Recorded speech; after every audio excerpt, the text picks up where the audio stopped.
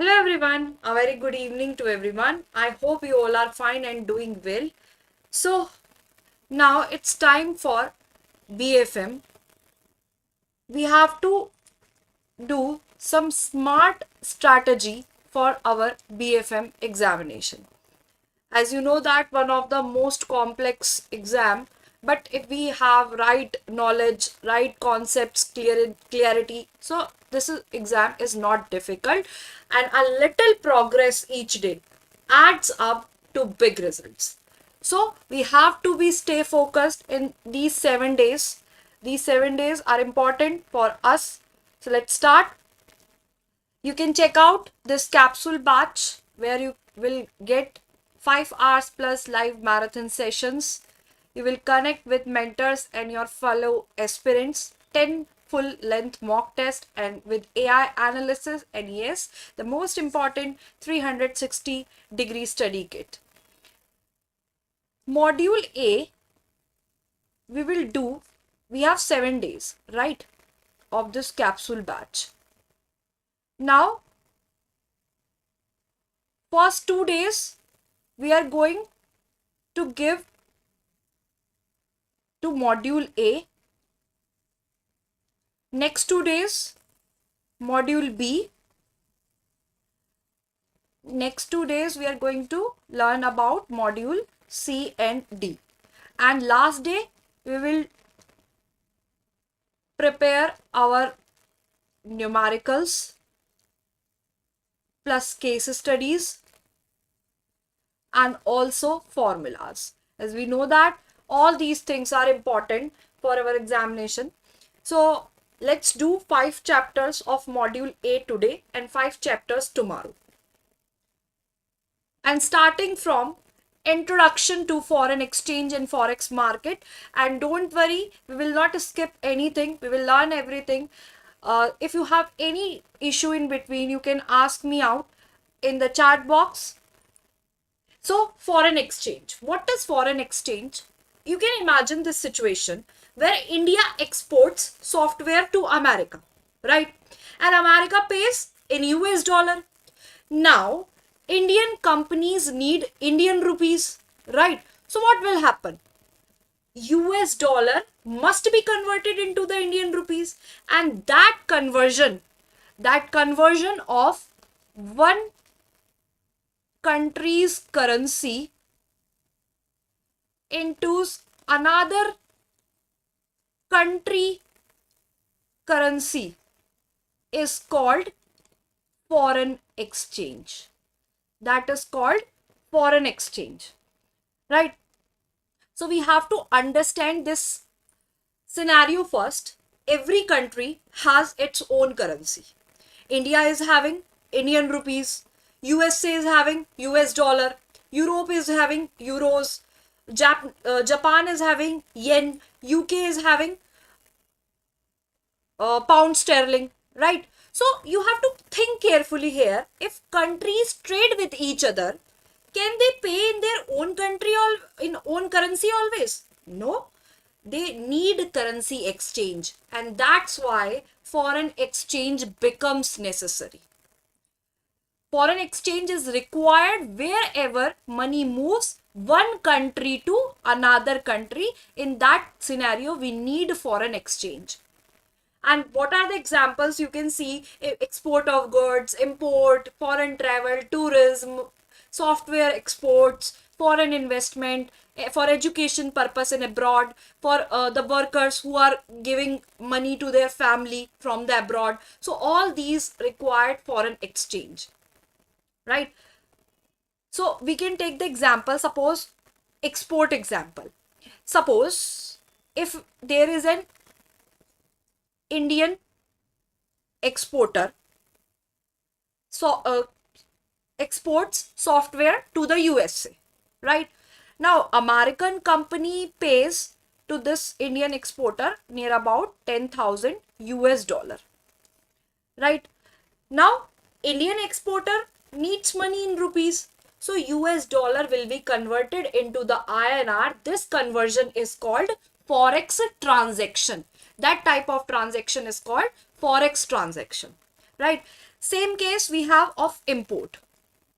In the case of import, we can say, suppose India imports machine from the Germany, right? Now Germany wants payment in euros, obviously. So India importer having the rupees. So now Indian importer have to convert their INR into the euro, and this type of transaction is called foreign exchange, right? So why foreign exchange is very important for our economy? For Indians, we can say dollar is the foreign exchange. For the euro is also foreign exchange. And for Americans, we can say Indian rupee is the foreign exchange. So foreign exchange always depends on whose country you are talking about. Suppose you go Dubai for vacation. Can you use Indian rupees everywhere in the Dubai? Obviously, no. You have to convert your rupees into the dirham. So that is called foreign exchange. So you can think deeply. Can India grow without imports? Can India grow without exports? It is not possible, because all these things are important for our economy, for the development of our economy, even foreign investment, even tourist and the technology from the other countries. In India, we need all these things. So that's why Forex is called integral part of world financial system. That's why this market is one of the most popular market, right? In short, you can say foreign exchange as Forex, or in short, FX market, right? So what are the areas that depends on this foreign exchange? International trade, imports, exports, tourism, investment, global businesses, foreign education, and as well as remittances. Remittances means when the someone from abroad sending money in the India, that is this type of transactions are called remittances. So foreign exchange is always necessary for all these purposes, whether it is import, whether it is medical treatment abroad, whether it is foreign investment, travel, tour, trade, for everything in which other country is related is necessary. Their foreign exchange is important. So according to the FEMA, what is the correct definition of this foreign exchange? Why FEMA here? Because this law governs foreign exchange in India. FEMA governs the foreign exchange in the India, and according to the FEMA, foreign exchange means whatever the foreign currency and claims that payable in the foreign currency is called foreign exchange. Whatever the foreign currency or claims payable in foreign currency is called foreign exchange. Foreign exchange generally includes all the foreign currencies, foreign bank balances, traveler's check, bills payable abroad, letters of credit, draft, and deposits in the foreign currency. So you can understand this in a easy way.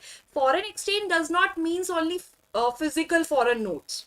It includes foreign currency balances, it includes all the payment instruments, it includes foreign currency claims. All these are the part of foreign exchange. So what is the meaning of this traveler's check? Here we learn about the thing traveler's check. You know that traveler check is generally used by travelers instead of carrying the cash. Letter of credit is a trust agreement between the export and importers, and bill of exchange is a type of written document which asking someone to pay the money. So FEMA definition is important for exam point of view. Now foreign exchange transaction. So a foreign exchange transaction means what? Exchange of one currency for another at an agreed rate. You exchange rupees 82,420 for $1,000. This is called forex transaction. This type of transaction is called forex transaction, right? Then exchange rate. Now what is the meaning of exchange rate? Simple what is the price of your country's currency in terms to another country's currency. If $1 is equals to rupees 82.4200, that means if you want to buy $1, you have to pay INR rupees 82.4200. If you want to see what is the exchange rate for €1, that means for buying one euro we have to pay 1.05 US dollar. That is the concept of exchange rate, like how much my currency is equals to another's currency. And one more important thing about exchange rate, these exchange rates always keep changing continuously, and in every 4 seconds, fluctuates in every 4 seconds. Why? Because there is demand, there is supply changes, global events happen, inflation changes, interest rate change, and even political conditions also change that affects the exchange rate. So exchange rate is always dynamic. Exchange rate changes every second. Exchange rate depends on the market forces. What are the market forces? Right. Then foreign exchange market. Foreign exchange market is where currencies are bought and sold. Buying and selling of currency is called forex market.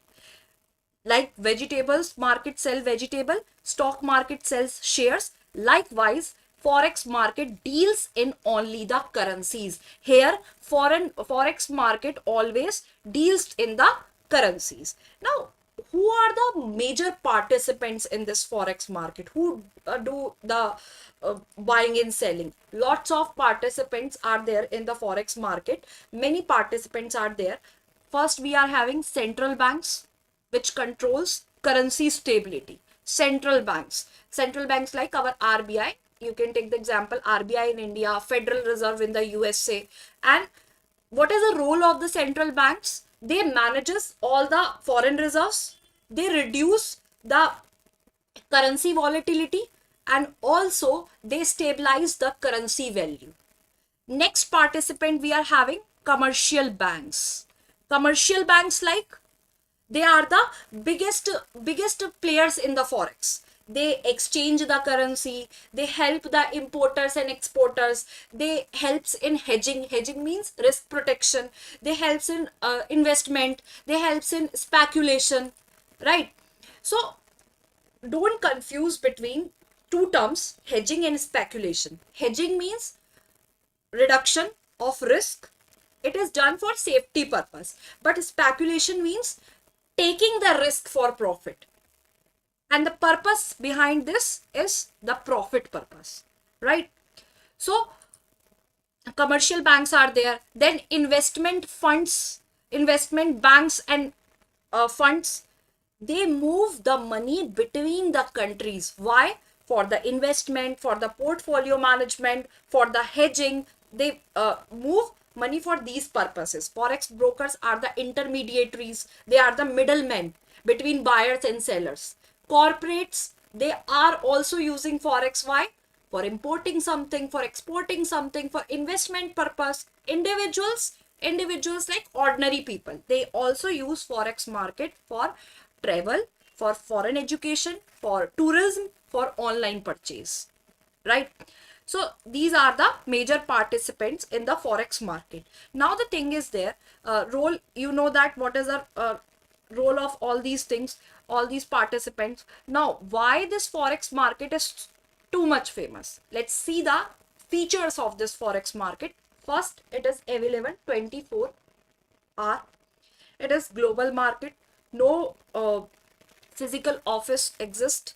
OTC market, over the counter, means there is no physical exchange. Highly liquid, you can easily buy and sell the currencies.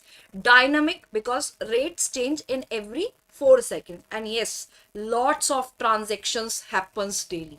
These are the features of this market. This is 24-hour market. It always works continuously because different countries have different time zones. When India closes, America opens. When America closes, Asian market start, right? So in this regard, in the East, we have Tokyo and Sydney market. In Asia, we have Singapore, Hong Kong, India market. And also in the Europe, London, Paris, Frankfurt, USA, we have New York. So why does this forex market never slip? Because countries are there in their different time zones. That's why they never slip. Now, this market is also the OTC market, most important. Global market means all the countries are involved in this, and OTC market means over the counter, means there is no fixed physical building. Trades happen through computer system, through phones, through internet platforms. So you can also trade forex sitting in your bank office, in your home, and also on the mobile app, right? So forex market is mainly the OTC market. It is highly liquid market. What is the meaning of liquidity? Liquidity means easy buying and selling.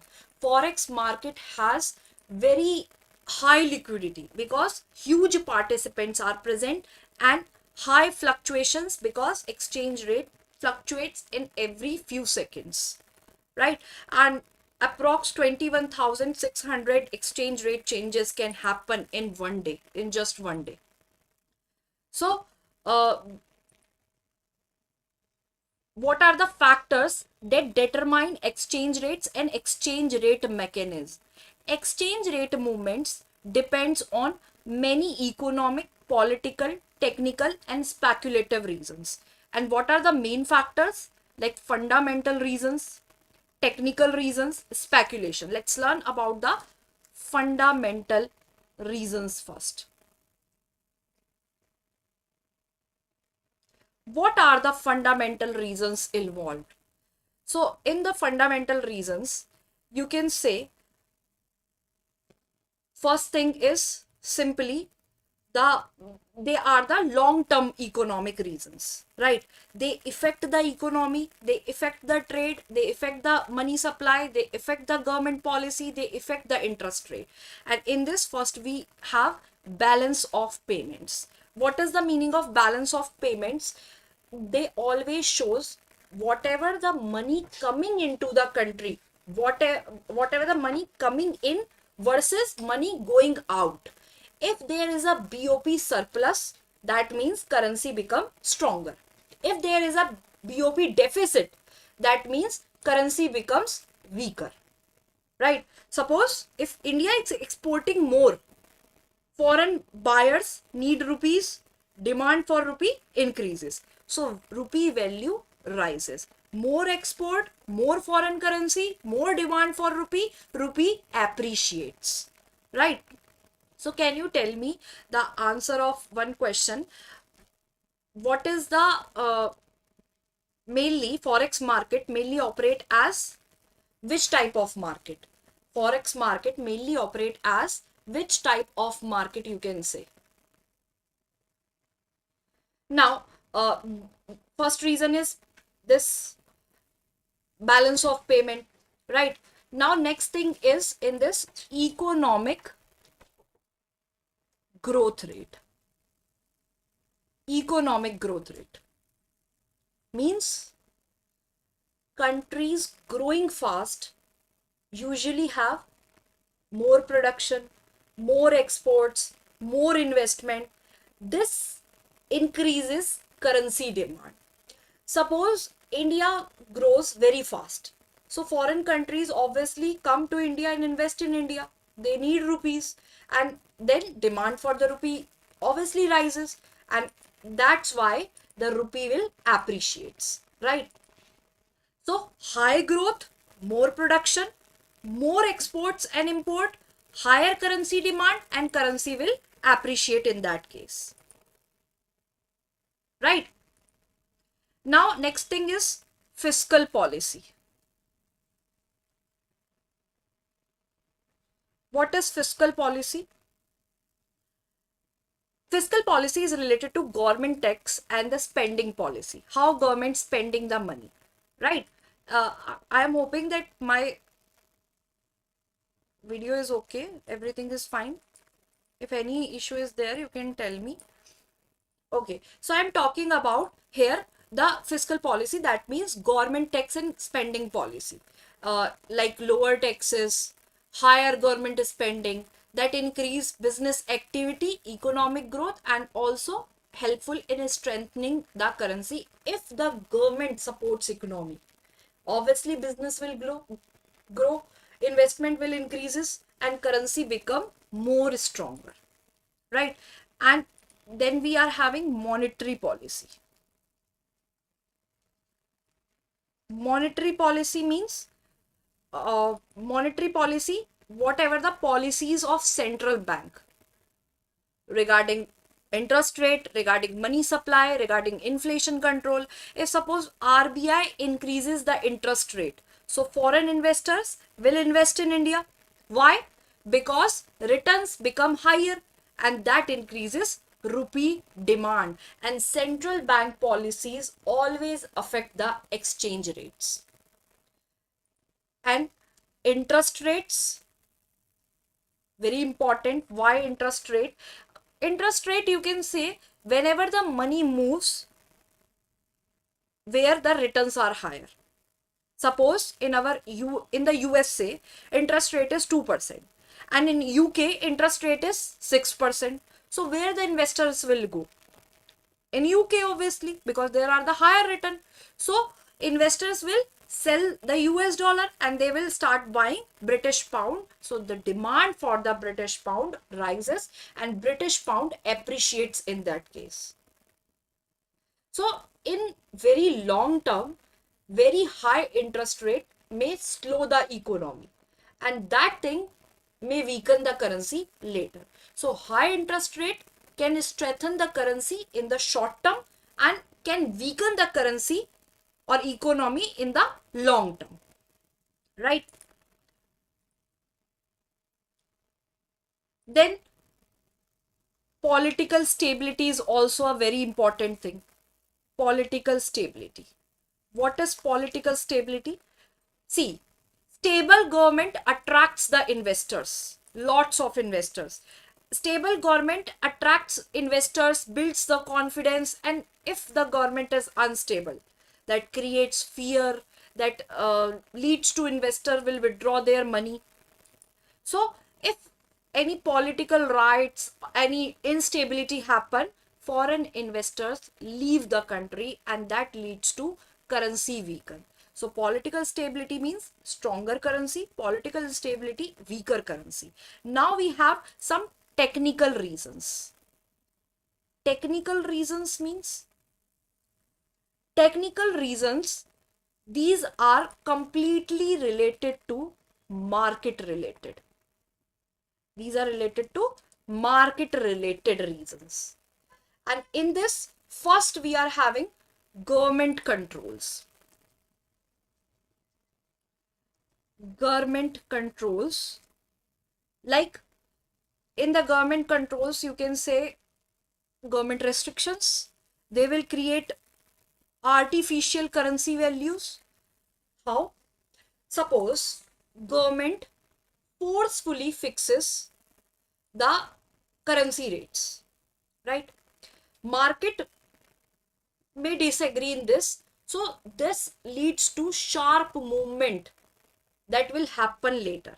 So there are the policies from the government sides also that create problems. And capital movement is also important thing. You know that capital is one of the most important thing for our banks. So capital movement, that means if there is a huge foreign investment inflow is there. If inflow is there, so currency will appreciate.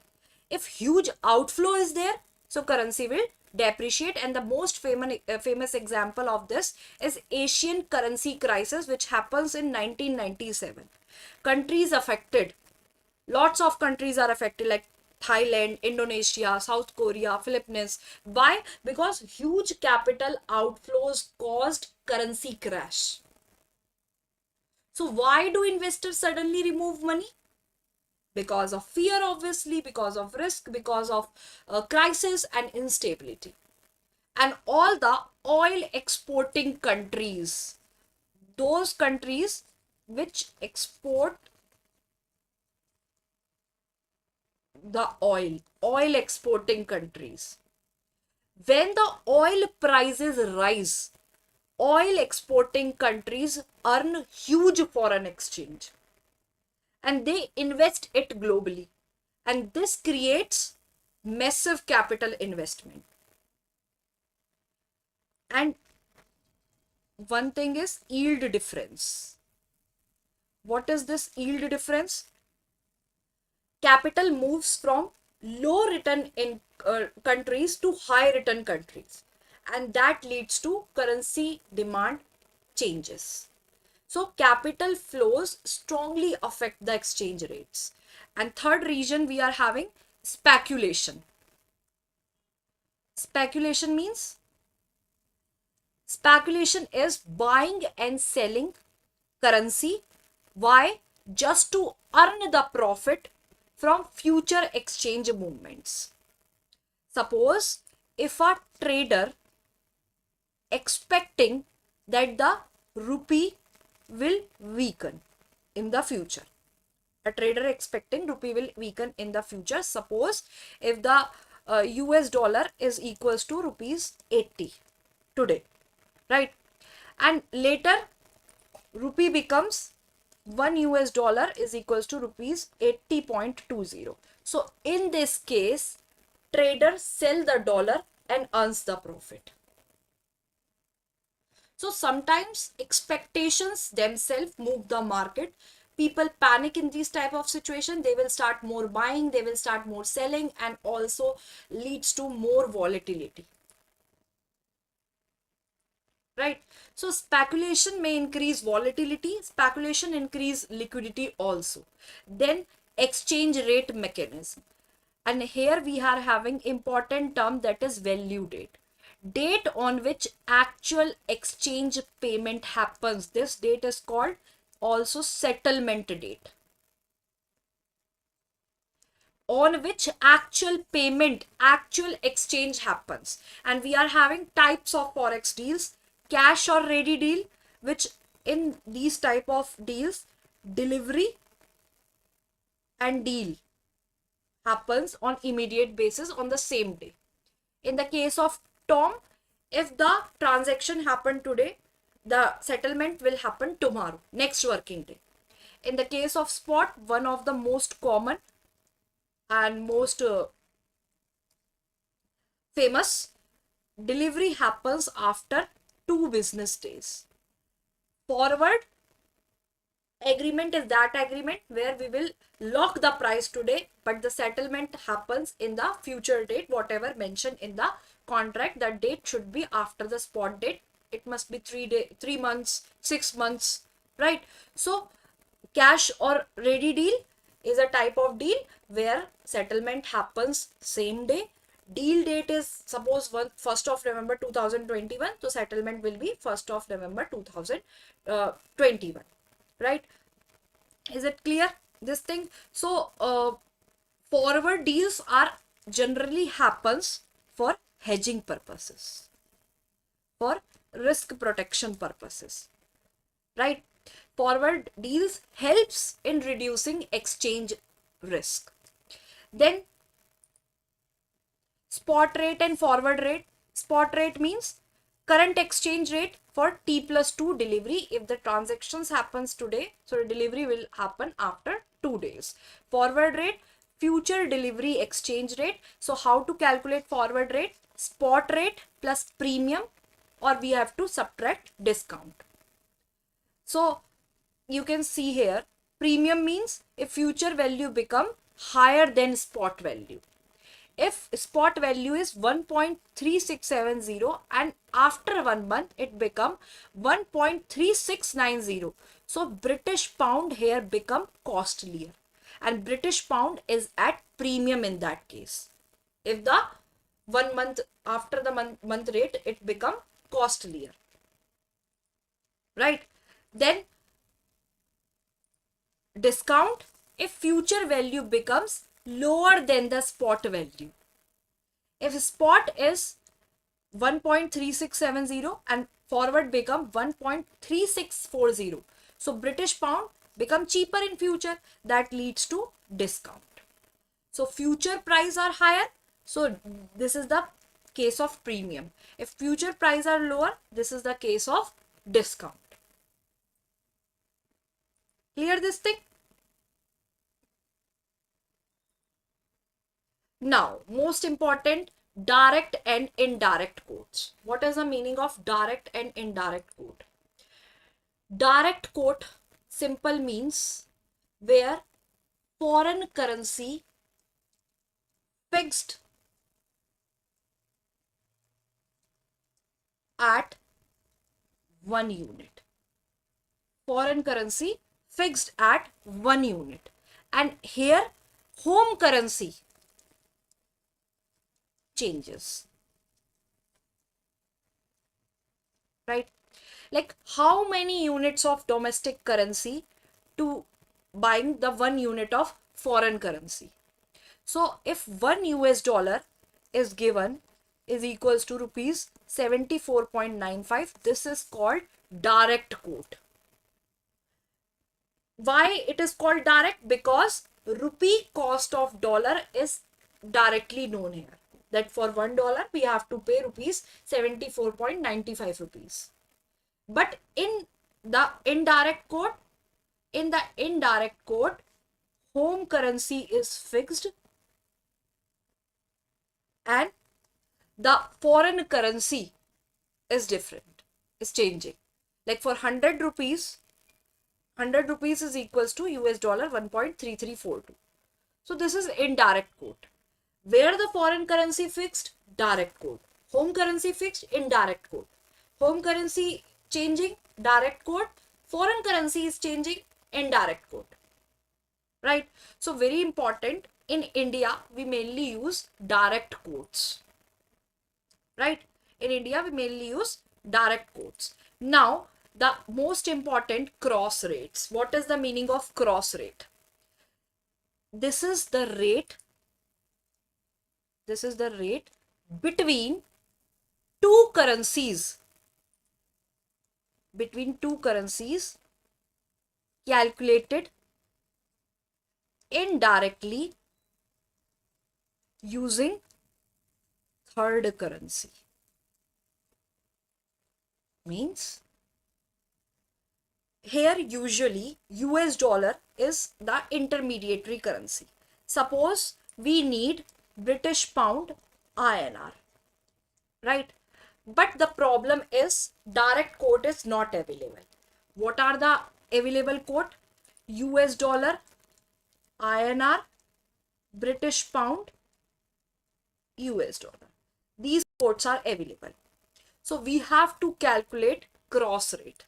Here we have to calculate cross rate. Cross rate is how to calculate? Simple. British pound US dollar multiply by US dollar INR. That will give us British pound INR. Right? So cross rates are used when the direct quotes are available. When we can use the cross rate concepts. Clear? Now fixed versus floating exchange rate. Fixed rate means where the government fixes the currency value. Currency tied to US dollar and basket of currencies. Floating means floated, matlab currency value determined by demand, whatever the supply, whatever the inflation, market forces. So India adopted this floating exchange rate in 1993. In India adopted this exchange rate system in 1993. Then we are having bid and offer rate. What is the meaning of bid and offer rate? Very important. Simple meaning, if any quotation is given, here US dollar INR is equals to 74.9500, 74.9600. So this is the rate at which bank buys the US dollar. And this is the rate at which bank sells the US dollar. Bank always buys low and sells high. Why? Just to earning the spread. Spread means profit. So always in a term, you will see this is the bid rate and this is the sell rate, offer rate, ask rate. Then chain rule. What is the meaning of chain rule? Chain rule is the sibling of the cross rate. In the chain rule, generally we can say they calculate the exchange rates. How?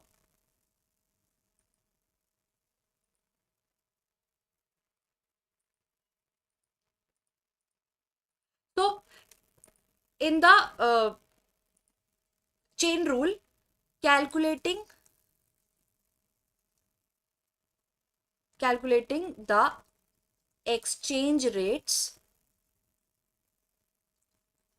using another currency,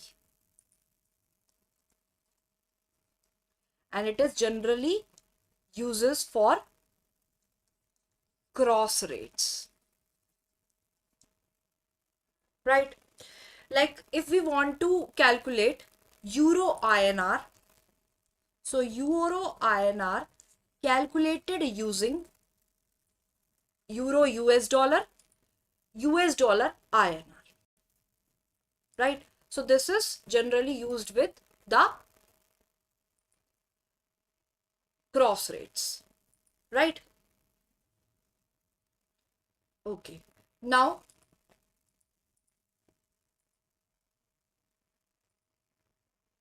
value date. I told you about the value date is called settlement date. The date on which actual delivery happens, that is called settlement date. Actual settlement payment date, interest calculations also depends on the value date. An important term is there. In this case, we can say here and there. This is the important term. Means payment happens same day, both in the both places, right? Payment happens in the same day in the both places. That is, this value date is related to here and there. And one more concept we have, arbitrage. Arbitrage means where trader buys from one market where the prices are low and sells into another market where prices are high just to earn the profit. And this type of arbitrage depends on the profit opportunity, like gives the profit opportunity. Very quick decision we have to take, buying the currency in one market and selling the currency in another market to earn risk less profit from price differences, right? Suppose US dollar is cheaper in London and expensive in New York, so trader buy in the London and sells in the New York and earns the profit. That is the opportunity of the arbitrage. And arbitrage removes the price differences very quickly. There are two types of arbitrage. We are having direct arbitrage and compound arbitrage. Direct arbitrage is very simple, where one or more currency is included, generally between two markets, simple type of arbitrage. But compound arbitrage between three or more markets, right? So arbitrage requires always speed, technical skill and quick execution. Clear? Now let's learn about forex dealing rules.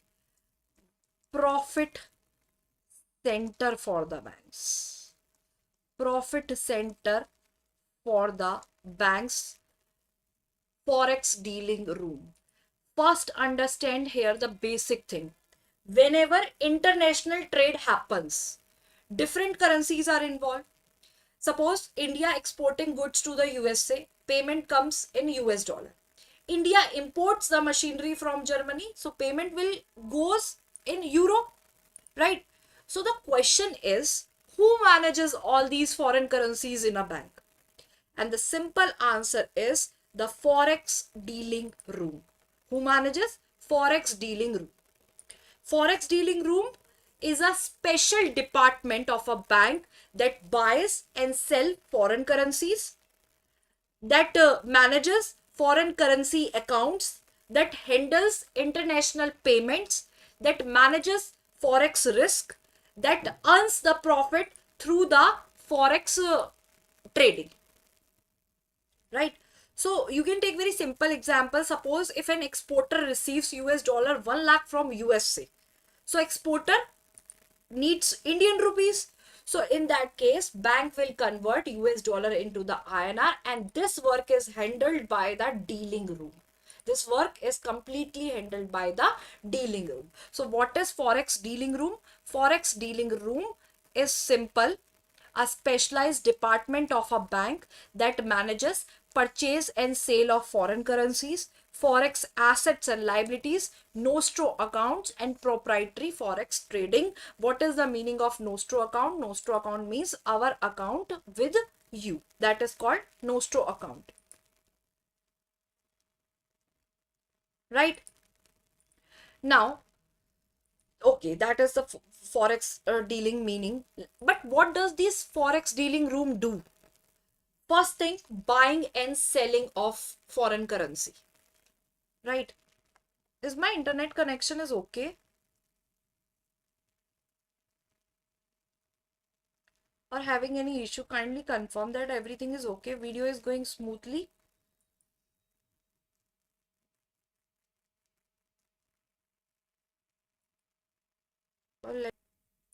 You can tell me in the chat box if any problem is there. Okay. Why does what does the these dealing room do? First thing, they buy and sell the foreign currency, right? Buying and selling the foreign currency, like they buy the US dollar, they sell the euro, they do the British pound conversion. Second thing, they manages foreign currency assets and liabilities. Bank may receive foreign currency, bank may pay the foreign currency, bank also can borrow foreign currency and also lend the foreign currency. And all these positions must be managed carefully.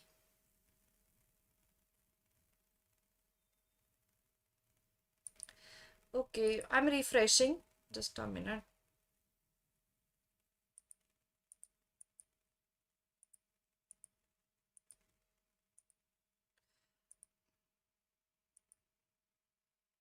Okay, I refreshed. Maybe it works now.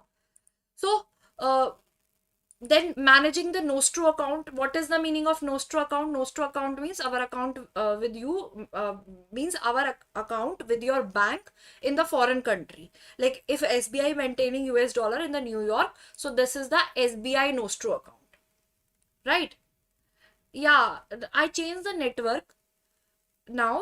I think it will work fine now. I changed my network, right? So if any problem now occur, you can please tell me. Then fourth one is proprietary trading. What is the meaning of this proprietary trading? Simple meaning of proprietary is bank also trades in the currencies to earn the profit, right? Bank always also trade in the currencies. Why? Just to earn the profit, like buying the US dollar in lower prices and selling the US dollar at higher prices. So they also earn the profit from these type of purposes. So a dealing room is always a profit center. It is expected to generate profit for the bank. What are the regulations that governs like what are the regulations? So first, one and only RBI, our apex bank.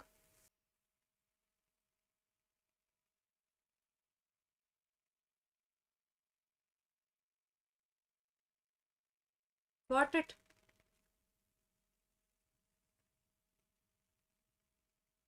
So according to the RBI, separation is important. One person can't do all the things, and dealer is also the most important person. Dealer is the most important person. Dealers are the person or the people who will do these buying and selling, who take the trading decisions, who manages the positions.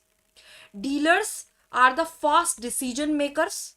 Dealers should know how to handle the stress. because they have to do all the works in the pressure. They have that aggressiveness in their qualities because they have to grab every profit opportunity, right? And also dealers are able to accept the mistakes, because even a single mistake from dealer's side can lead to huge losses. So it is important dealer should accept the mistakes, and they should know about the market. They know the market understanding. They know what is the technical skills, so they can take the better decisions, right? And there are two positions which are maintained by our dealer: fund position and currency position. What is the meaning of fund position? uh, Fund position meaning where dealers track whatever comings in, like inflow, outflow, receivables and payables. And bank will receive, suppose US dollar 5 million tomorrow, so bank have to pay US dollar 7 million tomorrow. So there is a mismatch problem, like funding problem. So what is the risk here? Interest rate risk. Possible issues are overdraft interest, idle balances, or loss of interest income. So who are responsible? Dealers are responsible. They have to manage this position. And currency position means overbought position. Overbought position, and also oversold position, net forex pressure. So what is overbought? When the currencies are bought more than sold, and oversold is with sold more than bought. So bank bought US dollar 10 million and sold only US dollar 7 million. So there is a overbought position of US dollar 3 million. So if US dollar falls, who will face the loss? Obviously bank will face the loss, right?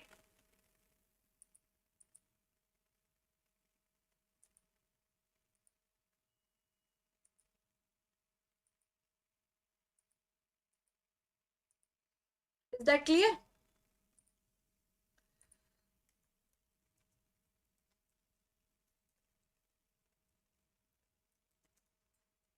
Okay, the next thing is these are the two positions, and one is our gap position. Most important concept. Gap position means if suppose receivable maturity is there for 1 month and payable maturity after 3 months, so 2 months gap, this mismatch is called gap, which creates liquidity risk, that creates interest rate risk. And what is the RBI warning on online forex? RBI said there not be unauthorized forex trading. There should not be illegal electronic trading platforms. Everything must be authorized. So banks authorized the dealers. These are called authorized dealers who have the license from the RBI to deal in all forex transactions. And bank have to report all the suspicious activities also, right? So it is important for the bank to report everything, and they have to authorize the dealers also. Now the most important thing, integrated treasury.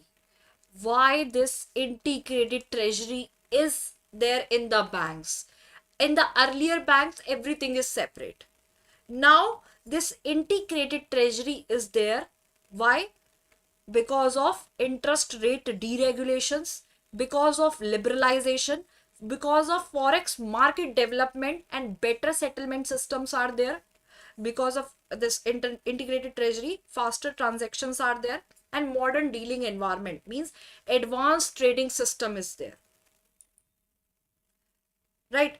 So integrated treasury is one of the most important thing in today's banks system. What are the functions of integrated treasury? First is CRR and SLR management. What is CRR? Cash reserve ratio. Cash reserve ratio means where banks have to keep a certain amount of deposits with the RBI in the form of cash, right? SLR means statutory liquidity ratio. Statutory liquidity ratio means where bank have to keep a certain amount of deposit in the forms of where they have to invest in the securities, right? So CRR and SLR management is important. CRR and SLR treasury ensures proper reserve maintenance is there, and investment must be good, right? Liquidity management. What is liquidity? Liquidity means when there is enough cash with the banks, and liquidity risk is what? When there is no enough cash available with the banks to fulfill their requirements. So liquidity management means which tracks cash inflow, cash outflow, and funding requirements. Asset liability management, that matches the maturity mismatches, that prices the assets and liabilities. And asset liability management goal is just to avoid the mismatch between assets and liabilities. Risk management, which controls, you know that risk management is one of the most important thing for all the banks. So risk management controls market risk, credit risk, operational risk. Transfer pricing means treasury gives benchmark rates to other departments. Derivative products, why we use the derivative products in the banks? For hedging, right? For risk protection, for reducing all the risk. Example of derivatives you can take swaps, options, forward contracts. These all are the example of derivative. Arbitrage, I told you, simultaneously buying and selling from one market to another market to gain the profit. Buying from that market where the prices are low and selling to the another market where the prices are high, right? What is capital adequacy? Capital adequacy is one of the most important thing for all the banks, and every bank in the India have to maintain 9% of capital according to the RBI. Wherever in the world 8% is okay, but in India 9%. So capital adequacy focuses on quality quality assets, proper return, efficient fund use, and these all are the works comes under that integrated treasury. And reducing the NPAs. NPAs means treasury helps in reducing non-performing assets. What are the meaning of non-performing assets? Non-performing assets are those assets which are overdue for more than 90 days. Those loans which are overdue for more than 90 days, right? So treasury helps in reducing non-performing assets. Then RBI internal control guidelines. What are the RBI control guidelines? First, RBI give focus on functional separation.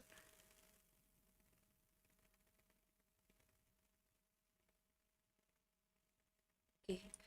So functional separation. What is functional separation? Function separation, I told you, front mid office must be separate. Proper access control.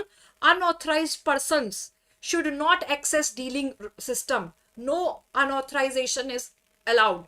Data confidentiality, especially during IT outsourcing, right? Data confidentiality is most important thing. Interbank limit, bank must fix their domestic limits, their overseas dealing limits. Adequate capital is most important. Basel third first pillar, minimum capital requirement. Value at risk models. Value at risk model means, what is value at risk?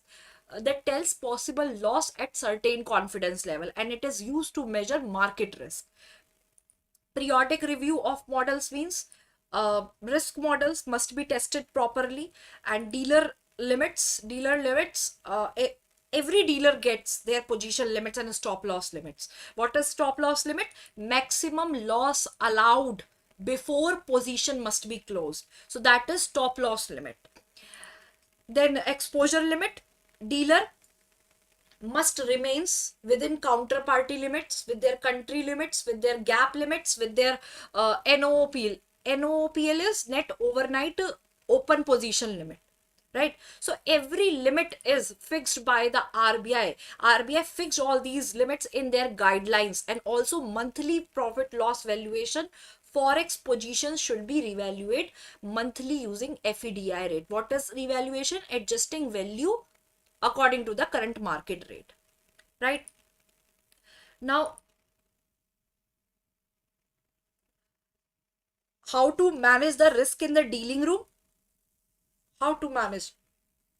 As you know that dealing room is one of the most important thing for the banks, because most important department for the banks, because profit center, it is called profit center for the banks.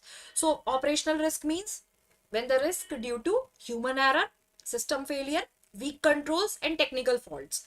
So operational risk, suppose if dealer enters US dollar 10 million instead of 1 million, so you can imagine huge losses there, right? Exchange risk, when the risk due to exchange rate movement, suppose bank buys US dollar at 84 rupees and US dollar falls to 82 rupees, so there is a loss for the banks. Credit risk, risk that counterparty fails to pay.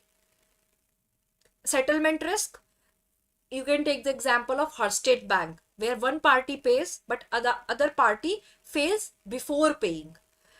Then liquidity risk, bank is not able to meet obligations on time, which uh, causes maturity mismatch and there are insufficient liquid assets. So positive liquidity gap is what?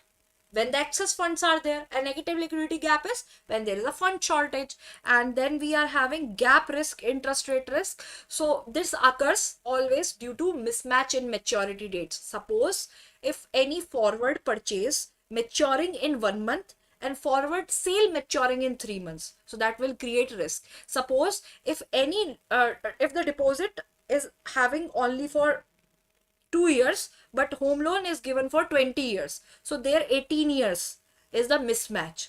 Market risk means when the market factors, market movement causes loss, like it, where the government entity refuses the payment by using that the power of government, right? So now most important, what is the meaning of derivative? What is the meaning of derivative? Simple, a financial product whose value depends on another asset. An underlying asset can be currency, commodity, stock, bond, interest rate, whose that product whose value depends on another asset, right? So why we use derivative? First, for speculation. Second purpose is for hedging. Speculation is generally to earning the profit, is taking the risk to earn the profit, where hedging is just to reducing the risk, right? How many types of derivatives are there? Future, forward, option, swaps. Future and forwards are same, but there is a simple difference, single difference between them.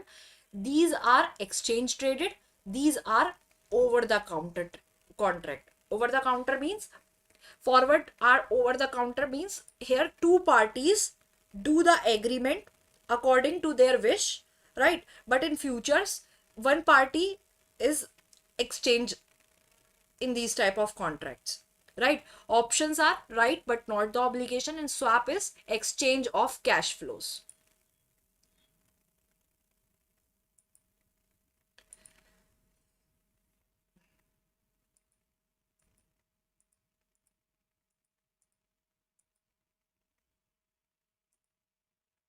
Okay.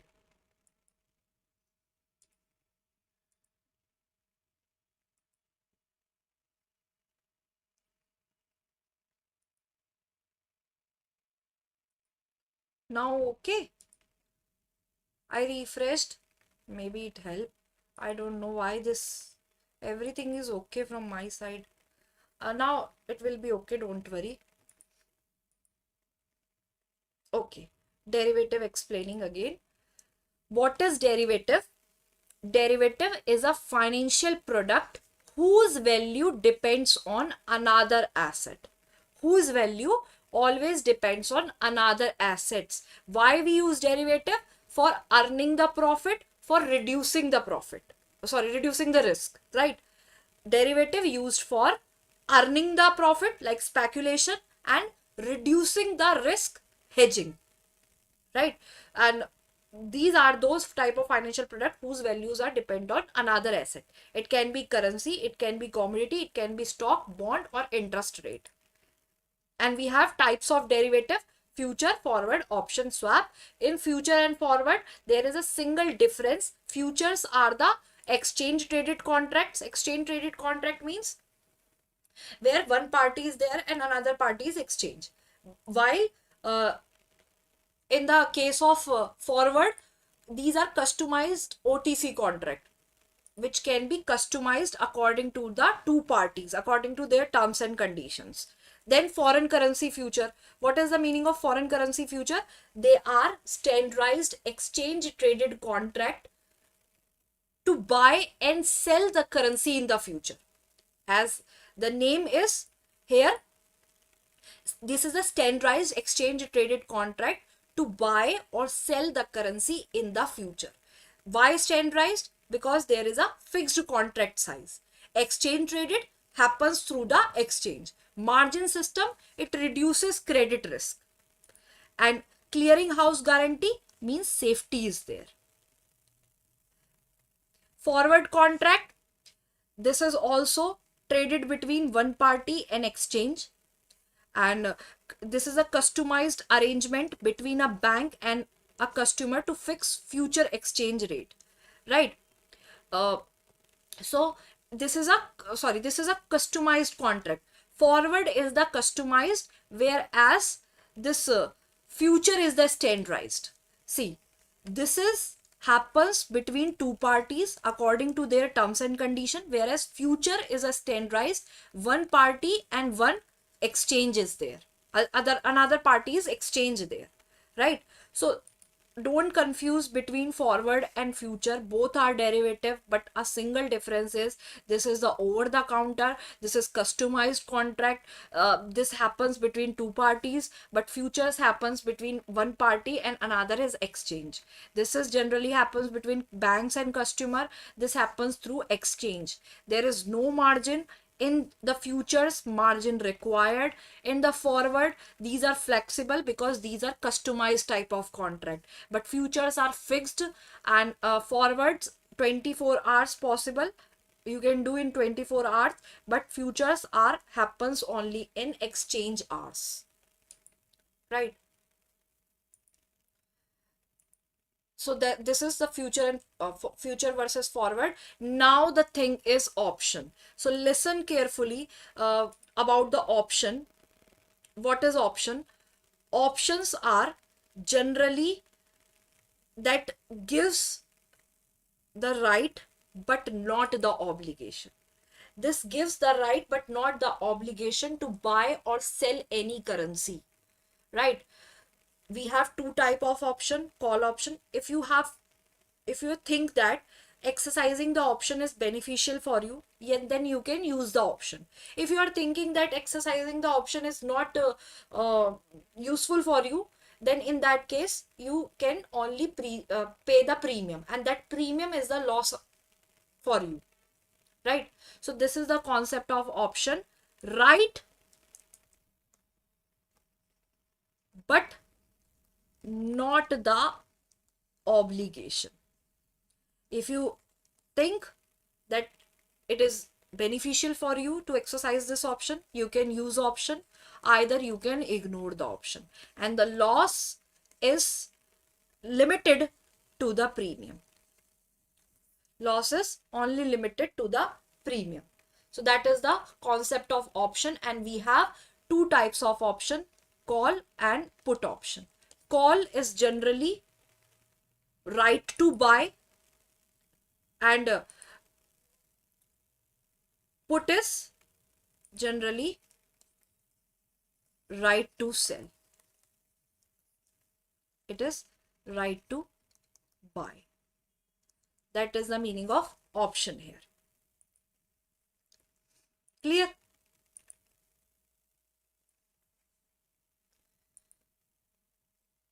Now, moving towards next one.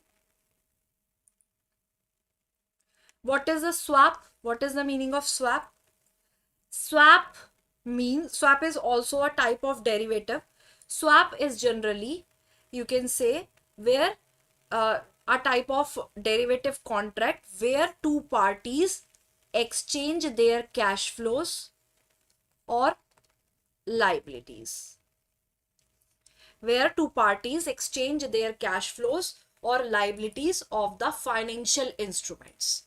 That is called swap. One of the most important and most famous derivative that helps in the in reducing the risk. A type of derivative contract which made for only financial exchange between two parties.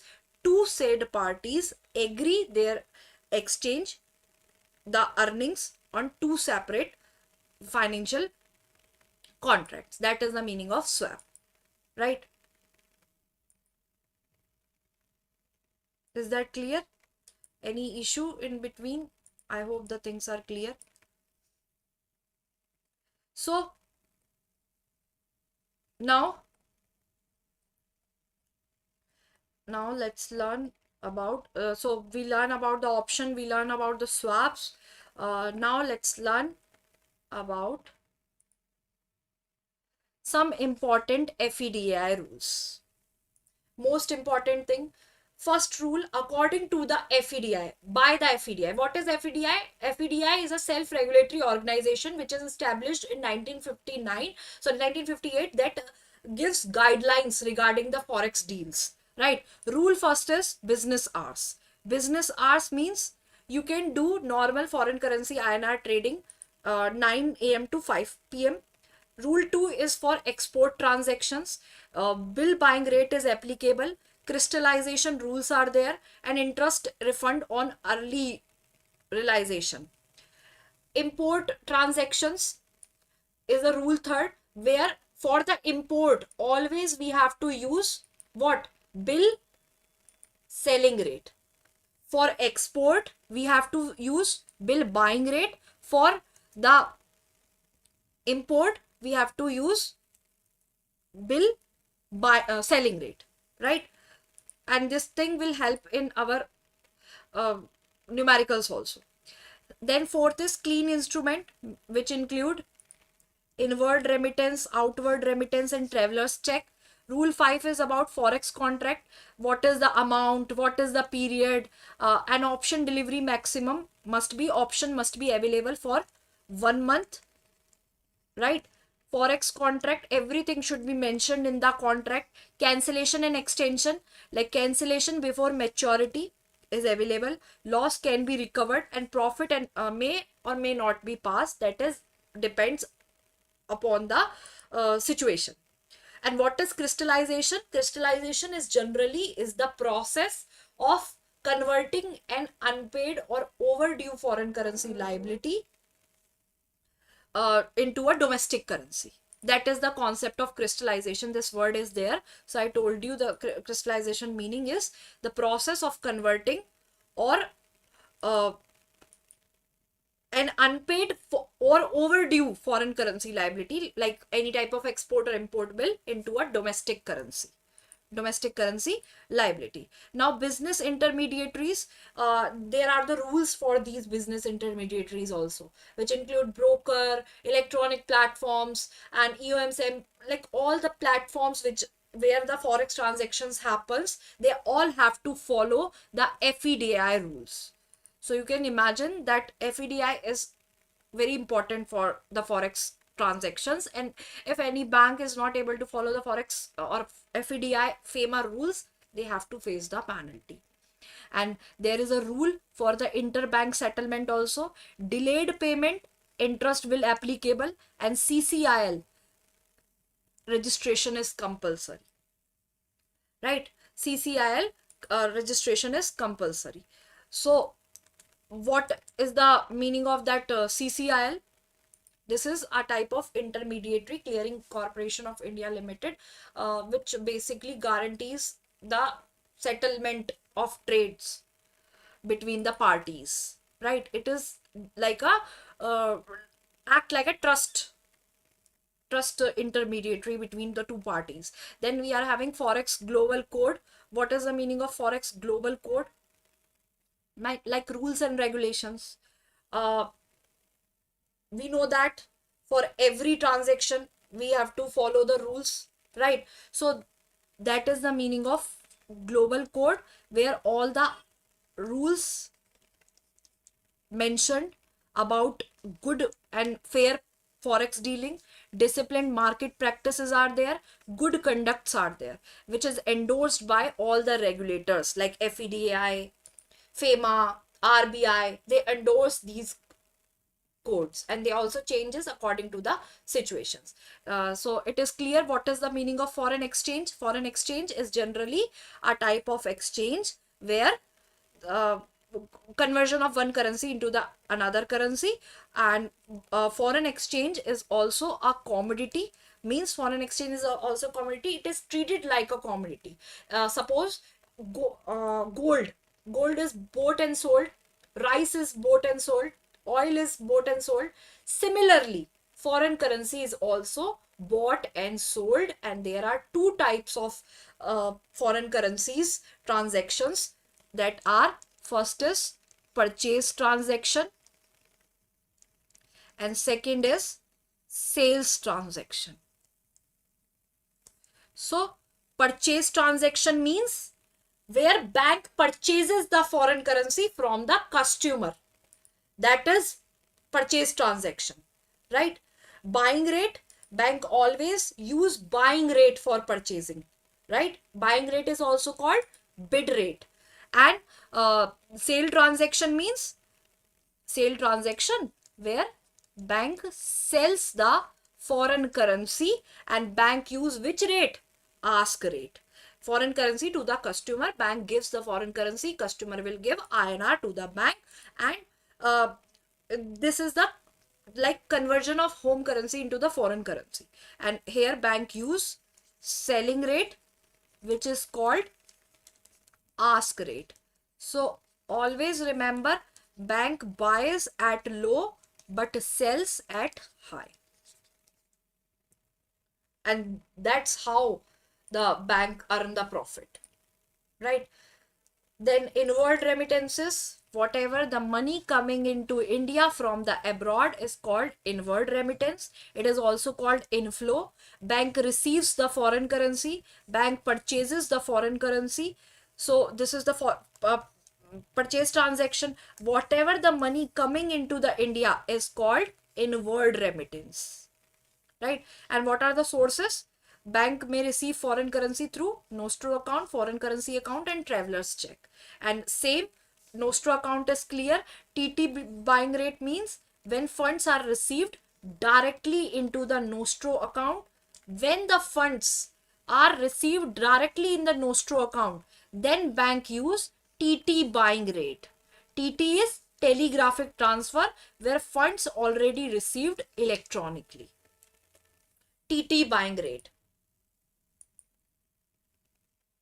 right? TT buying rate, like customer receives US dollar 5,000 from USA, so bank nostro account receives US dollar. TT buying rate will use, suppose TT buying rate is 83 rupees point 10 paisa, so customer receives 5,000 multiplied by 83.10, 4,15,500. And currency notes buying rate, if customer physically gives dollar notes, euro notes, so bank apply currency buying rate. And traveler's check is when any customer submits the traveler's check, which is similar like cash. So in that case, bank apply TC buying rate. So important, if the funds are there in the nostro, TT buying rate. If the currency notes are there, currency buying rate. If the traveler's check is there, then TC buying rate. Clear?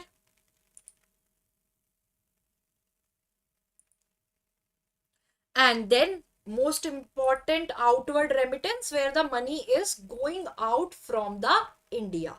That is called the outward remittance, which you can say in other words outflow, right? And this happens in the case of sales transaction. If customers sends money for education, medical treatment, imports, family maintenance, all these are the outward remittance. So when the bank remits the money abroad, so bank apply what? TT selling rate. Bank will apply TT selling rate in the case of outward remittance, right? And Same traveler's check selling rate. So in that case, in the case of traveler's check, they use TC, traveler's check selling rate, right? So don't confuse. Whenever customer gives the foreign currency, what will bank do? Bank buys. And when bank gives bank buys the foreign currency when the customer gives the foreign currency. Customer takes the foreign currency, so bank will sell the foreign currency, right?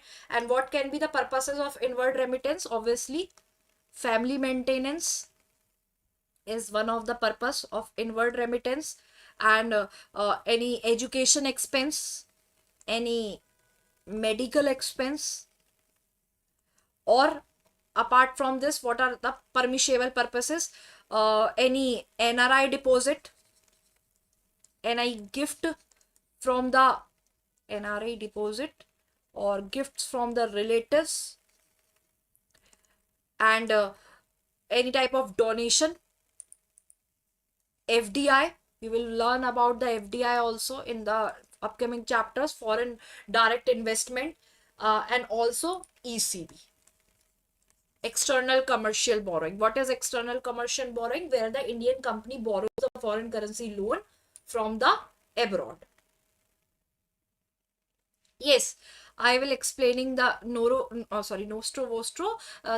This concept is there in the next chapter, LRS, right? So giving you a short overview. What is Nostro? When our account with you, right? Vostro means your account with us, means foreign bank account in our account in our banks, that is called Vostro. And Loro means this is referring third party with their account with them. So simple, Nostro, we can say Nostro is that type of account when our account with you. Our account, these basically your bank holding the money at a foreign bank in their currency, that is called Nostro account. Vostro means when their the foreign bank money is sitting in your bank, so that is called Vostro. And Loro means a third party reference in which account between the two other banks, like bank A referring bank B the account at bank C, that is called Loro, right? So simple, our account with you is Nostro, your account with us is Vostro, and Loro is their account with them. Clear? So what are the purposes of outward remittances? What can be the purposes? Same purposes are there: family maintenance, education expenses, medical expenses, import payments, overseas investments, and any type of royalty, patent, trademark payments. So these are the things which can be used in the outward remittances. So your first chapter is completed. Now let's move to the liberalized remittance scheme. Easy chapter. Liberalized remittance scheme. It is a facility which is given by RBI. Why? Under the FEMA, through which resident individual can send money abroad for the permitted purposes. Only the permitted purposes. It is a facility which is given by RBI under the FEMA, where an individual can send money for the permitted purposes. And LRS always allow Indian resident to legally transfer money outside the India. And the money can be sent for current account transaction, for capital account transaction, and for both also. Both are also available, current, capital, and for both. Now the thing is that what is the meaning of current account transaction? What is the meaning of capital account transaction? So very simple. Here we will learn. First, simply, suppose any person who is living in India, he wants to study in Canada, he wants to buy shares of foreign company, he wants to gift money to his daughter abroad, he wants to purchase a property in Dubai. So all these are foreign remittances, means sending money abroad can be done under LRS if rules are followed. What are the main purpose of this LRS? We will discuss about this also. Current account and capital account transaction, very important thing. So what is the main purpose of this LRS? Just giving the freedom to the residents, to the individuals, so they can invest abroad, they can spend abroad, they can maintain relatives abroad, they can pay for education and medical treatment, they can purchase foreign assets. So LRS is a controlled freedom which is given by RBI for foreign remittances. Remittances means sending money abroad. And who can use LRS? Minors can use, resident individuals can use, but minors have to take the support of their guardians, right? Minors can also remit money abroad under the LRS, but they have to fill the form, and the declaration will be signed by the parents and the guardian, right? And who can not use the LRS? Corporates, partnership firms, Hindu undivided families, trust, and NRIs. They can't use the LRS facility, right? So only resident individuals are allowed. LRS is the personal facility. This is not the business facility. And LRS allows sending money abroad for permitted purposes for by the resident individuals. In this, these entities are not allowed. Now, capital account transaction. Most important concept. Capital account transaction are those transactions which alters the assets and liabilities in abroad. Those transactions which are able to alter the assets and liabilities in abroad are called capital account transaction. Assets or liabilities outside the India. So when the ownership of assets changes internationally, it is called capital account transaction, right? If money creates an asset abroad, that is called capital account transaction, right? So you can take the example buying the foreign shares, right? Suppose Neha from India buys shares of US company. So she owns foreign share, that creates an outside asset outside India. So that is called capital account transaction, right? If someone buying the property abroad, so this is capital account transaction, because this transaction alters the asset outside, right? So asset, something like any type of transaction which alters the asset outside is called capital account transaction. Creation of asset, a foreign asset is created, capital account transaction. Same current account, other than current account transaction is called, other than capital account transaction, sorry, is called current account transaction.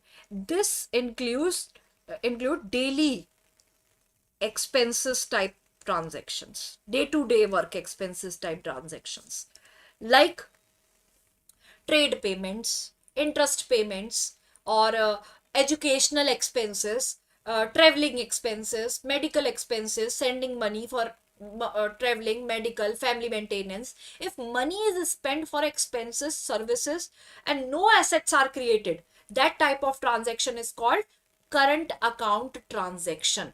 That type of transaction is called current account transaction. Suppose a father sends money to his daughter studying in Australia for tuition fees, for hotel fees, hostel fees, or food expenses. No assets are created in this. So this is simple expense payment. It becomes current account transaction. So what is the difference between those two transactions? Main idea behind capital is asset liability changes, in current account expense payment. Assets created in capital account transaction, yes. In current account, no. Right? Basically, capital account nature is investment, but whereas current account nature is expense. Right? So is foreign asset being created, that is capital account transaction. Right? Now let's learn about some important FEMA sections under the LRS. First is section 4. If resident Indians can hold foreign exchange or own the foreign property, they can also possess foreign security unless permitted under FEMA. If FEMA permitted all these things, they are allowed to do. But according to the section 4, they are not allowed to hold any type of foreign exchange, to hold any type of foreign currency, foreign property also they can't own, and they can't possess foreign security. Normally, Indians cannot freely own foreign assets. RBI gives permission through the LRS, which are subject to the rules and regulations. Then they can own. Suppose if Aman buying a house in Singapore, and normally FEMA restrict foreign asset ownership, but under LRS, RBI allows it with guidelines. So section 4 is for restriction, LRS controlled permission. Section 6. Foreign exchange can be sold, can be drawn through authorized persons for permissible capital account transaction. Who are authorized persons? Who have the license from the RBI to deal in the foreign exchange transaction. You can't directly buy the foreign currency from anyone. You have to go through authorized banks. Right? So this is only for permission through authorized dealers. Section 10 subsection 6. Foreign exchange must be used only for that purpose like which you mentioned. You can't use other than that purpose. If you bought the foreign exchange for education, you have to use it for education. You can't use for trading or any other purpose. It is not permissible. It is called wrong utilization of foreign exchange, and that leads to violation. Right? Section 11. RBI can give the directions to the authorized dealer. RBI can impose penalties also for not following the rules. RBI controls how bank conducts the forex business. You can see RBI is too strict in these type of things. RBI have the power. They can intervene. They can check why the things are using, why these type of transactions are happening. They can ask for any information, and bank have to give the justification. And if RBI is not satisfied, RBI is able to impose the penalties. How much penalty? 10,000 rupees, up to 10,000 rupees, and also plus 2,000 per day. Section 13. There is the penalty for violating, not following the FEMA provisions. And how much the penalty? If amount is known, then up to 3 times of that amount. If not known, so up to 2 lakh. Right? And apart from this, 50,000 per day penalties there. So importantly, you can say these sections are there to make the FEMA good rule. So this type of penalties are also there from the FEMA. And as per the latest 2025 April guidelines, there is a maximum amount is rupees 2 lakh rupees. Rupees 2 lakh per regulation rule contravention, means settlement of FEMA contravention by paying penalty without any lengthy litigation. Maximum amount is 2 lakh rupees, and this is according to the April 2025 guideline, compounding guideline. Right? Now, what are the permissible and non-permissible remittances under the LRS? So, first one, Category 1, Schedule 1. In this, we have Schedule 1, which are prohibited remittances. These types of remittances are not allowed. So these are called prohibited remittances. What are these prohibited remittances? Remittance of for margin calls to overseas exchanges. You can't send money abroad for speculative trading margins. You can't purchase lottery ticket. You can't spend or use the income from racing, riding hobbies. Callback services not allowed. Remittances toward banned magazines not allowed. So don't worry about the notes. I will provide you the notes, whatever I am speaking. Just listen carefully what I am telling. Okay, so I will provide you the detailed notes. If anybody wants remittance towards banned magazines, that is not allowed. And purchase of FCCBs, purchase of FCCBs in abroad, this is not allowed. What is FCCBs? Foreign currency convertible bonds. So this is also comes under the prohibited category. And some type of dividend and interest remittances, this is also not allowed. Dividend and interest remittances, so speculation, lottery, banned activities, that are not allowed. It include lottery, margin trading, racing income, banned magazines, certain bonds and remittances not allowed. Now schedule 2, remittances allowed but need government approval. Remittances are allowed but we have to take government approval. For the cultural tours, we need the approval from Ministry of HRD. For foreign print advertisement, Ministry of Finance. For the high sports sponsorship, in that case, Ministry of Sports. For vessel freight charges, Ministry of Surface Transport. Right? So these approval is required. Some sensitive remittances required government clearance before forex is released. Right? Suppose a PSU wants to publish expensive advertisement in the foreign newspaper. So they need the approval from Ministry of Finance. And schedule 3 are for permissible activities. For the permissible activities, like remittances, in that case allowed, but under the authorized dealer power. These are allowed by the authorized dealers directly. Like private visits. Private visits are allowed except Nepal and Bhutan. You can remit for emigration. Emigration means shifting permanently abroad. Right? For gift or donation, resident can gift money abroad. Going abroad for employment,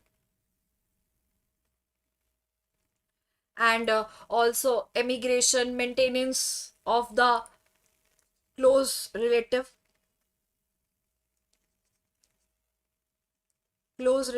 abroad, medical expenses abroad, right? For the business travel and for purchase of object of art, that is also allowed. This type of remittances are also allowed. So education, travel, medical, family, employment, these all are allowed. So schedule 1 is for completely prohibited, schedule 2 is for allowed with government approval, and schedule 3 is allowed through authorized dealers. Clear? Now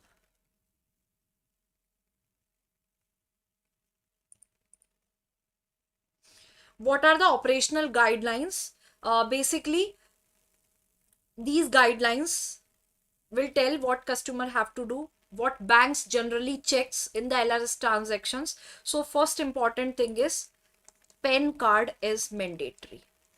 PAN is mandatory. Now, PAN is mandatory means, see, PAN is compulsory under LRS irrespective of amount. That means whether remittance is US dollar 100, whether remittance is US dollar 1 lakh, PAN is compulsory.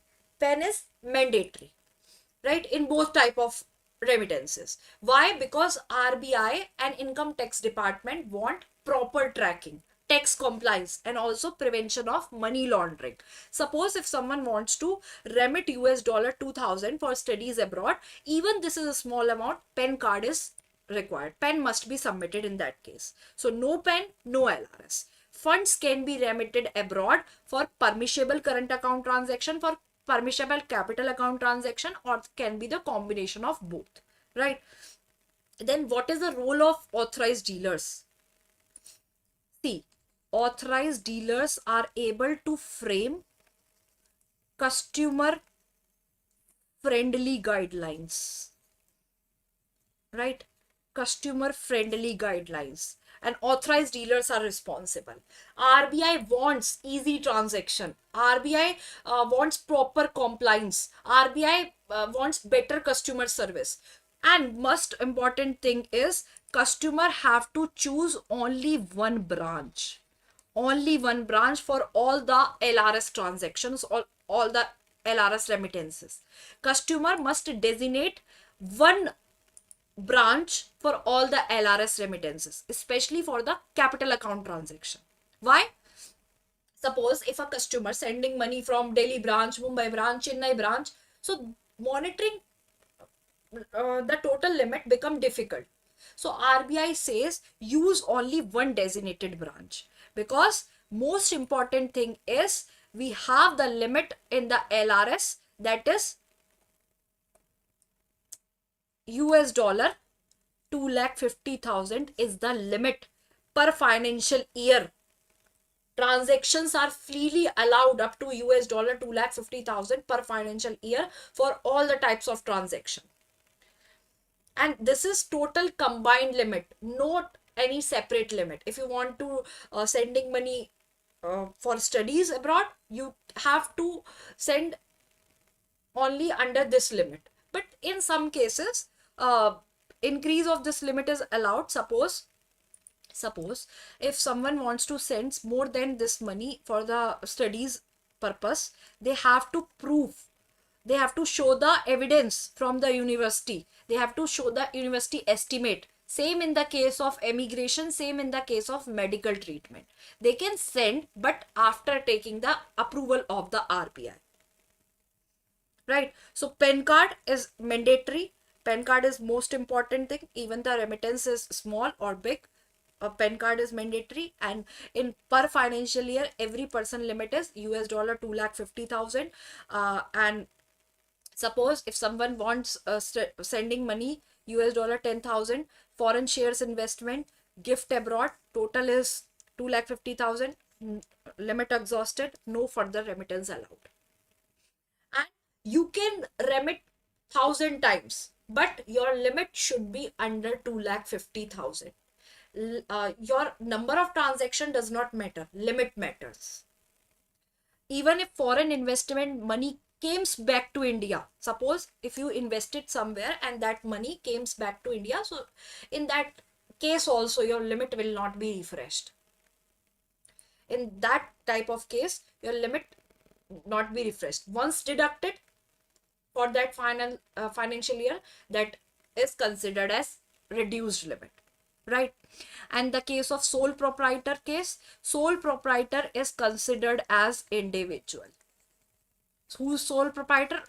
Who are the alone owner of their business, right? Individual owner of their business. So they also get use the LRS limits, but their limit are also US dollar 2,50,000, right? And international cards, international like credit card, debit card, ATM card, they can be used for current account transaction. So what is the meaning of current account transaction? Tell me in the chat box. What is the meaning of current account transactions? Right. So using international debit card abroad for hotel payment, shopping, food, travel, it is allowed under current account transactions. Now, due diligence for the, yeah, very good, for the expenses, we use the current account transactions. Now, the thing is there, that is due diligence for the new customers. What is the meaning of due diligence? See, if any customer is new, bank have to perform proper due diligence. What is due diligence? Checking customer identity, checking source of funds, right? Checking the risk level, and also transaction pattern. This is called due diligence. And why it is important? Obviously to prevent money laundering, fraud, illegal remittances. And authorized dealer can get the previous bank statement, ITR, or any type of document which is useful for the checking to ensure that money is only coming from genuine legal source. So bank checks previous credit, account transactions, everything is okay or not, or any type of suspicious transaction report filed or not, right? And banks always monitor how much money is entered, how much money is leaving the account, right? And one more thing is there about the uh, uh, here we can say that these are the things in the due diligence case, sole proprietor thing. But one is for the resident but not permanently resident. Slightly technical concept. Who are these peoples? These are the foreign citizens. These are those foreign citizens who are working in India, right? Who are there on temporary assignment, right? And their duration is not more than 3 years. Foreign citizens who are working in India, who are there for temporary purpose and not their duration is not exceeding for 3 years.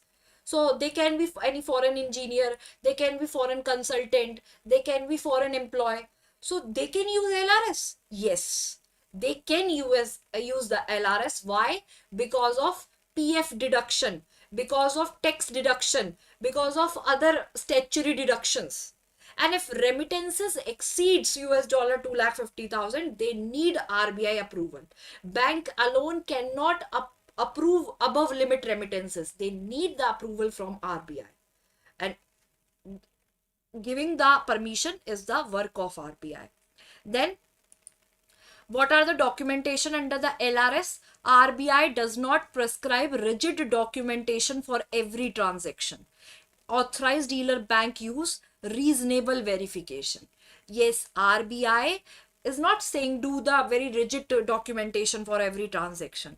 And what are the main documents required? Form A2 plus FEMA declaration, most important document where customer have to submit Form A2, FEMA declaration. What is Form A2? Form which is used for purchase of foreign exchange. And online submission is allowed. Customer have to declare what is the purpose of this amount, how much amount is there, and everything is followed with RBI or not. And for the remittances up to US dollar 25,000, authorized dealer says okay, simple documentation we required. And why? Because small remittances are become easier, right? So customer have to declare from where their money is coming, Sources may be salary, business income, savings or sale proceeds, and PAN card mandatory irrespective of amount. And I told you PAN card is important even the transaction is small, even the transaction is bigger. If remittance is for foreign travel, they have to show their visa and ticket copy, right? So they can confirm genuine travel purposes there, right? And tour operator can collect the amount in INR in foreign currency. For tour operator, this facility is available. Tour operators can open special foreign currency account also in the India. And tax collected at source, basically applicable on the foreign exchange which is released by the tour operators. Applicable irrespective of threshold limit. So RBI's updated their LRS FAQ on April 6, 2023 that tells about what are the permitted purposes, what are the limits, and what are the reporting rules. Now, remittances for the current account transaction. So, if anybody is going for private visits, remittance is allowed. But in this, we can't include Nepal and Bhutan. Nepal and Bhutan is not included. So cash can be accepted only up to rupees 50,000. Right? Beyond this, every transaction must go through bank account. Right? Why? Just to reduce cash-based suspicious transaction. And if any unused forex is there after the visit, that must be surrendered within 180 days after returning to India. Any foreign exchange is unused. Suppose if you took US dollar 5,000 rupees for your Europe trip. So you used there only US dollar 3,500. So remaining US dollar 1,500 you have to be surrendered within 180 days. But there are foreign currency notes limits. Foreign currency notes limits are there for the Hajj pilgrims. For Hajj pilgrims, full forex may be released in cash. For Iran and Russia, full exchange is released in the foreign currency notes. For Iraq and Libya, there is a cash limit for Iraq and Libya, US dollar 5,000, right? And for all other countries apart from these, all other are having the limit of US dollar 3,000, right? So most of the countries US dollar 3,000, Iraq and Libya US dollar 5,000, Iran and Russia full amount, right? So you can gift also, you can remit to gift to the person who are outside the India, right? And who are the relatives? Relatives include husband, wife, father, mother, son, daughter, brother, sister, right? So some excluded relatives are also there. Grandparents are not allowed. Grandchildren, brother's wife, sister's husband. Resident cannot gift foreign currency or foreign security to another resident, or also can't credit in their foreign currency account abroad, right? So you cannot indirectly help another resident maintaining foreign asset abroad under the LRS. That is not allowed. It is not allowed under the LRS. And apart from this, you can do donation outside the India.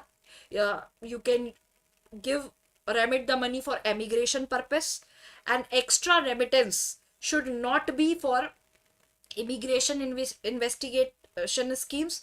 And basically, if you are going abroad for employment, allowed. You can remit money for maintenance of close relatives. You can purchase the object of art, but purchase should be personal, non-commercial. And suppose if you are buying painting for home decoration, so you can, right?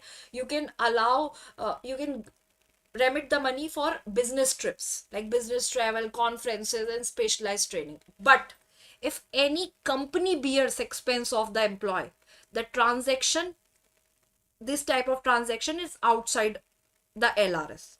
And in that case, no LRS limit applies. Right? Is that clear? So you can go for the uh, business travel, conferences, but if company is bearing, so in that case, there is basically this type of transaction does not involve any type of LRS limit.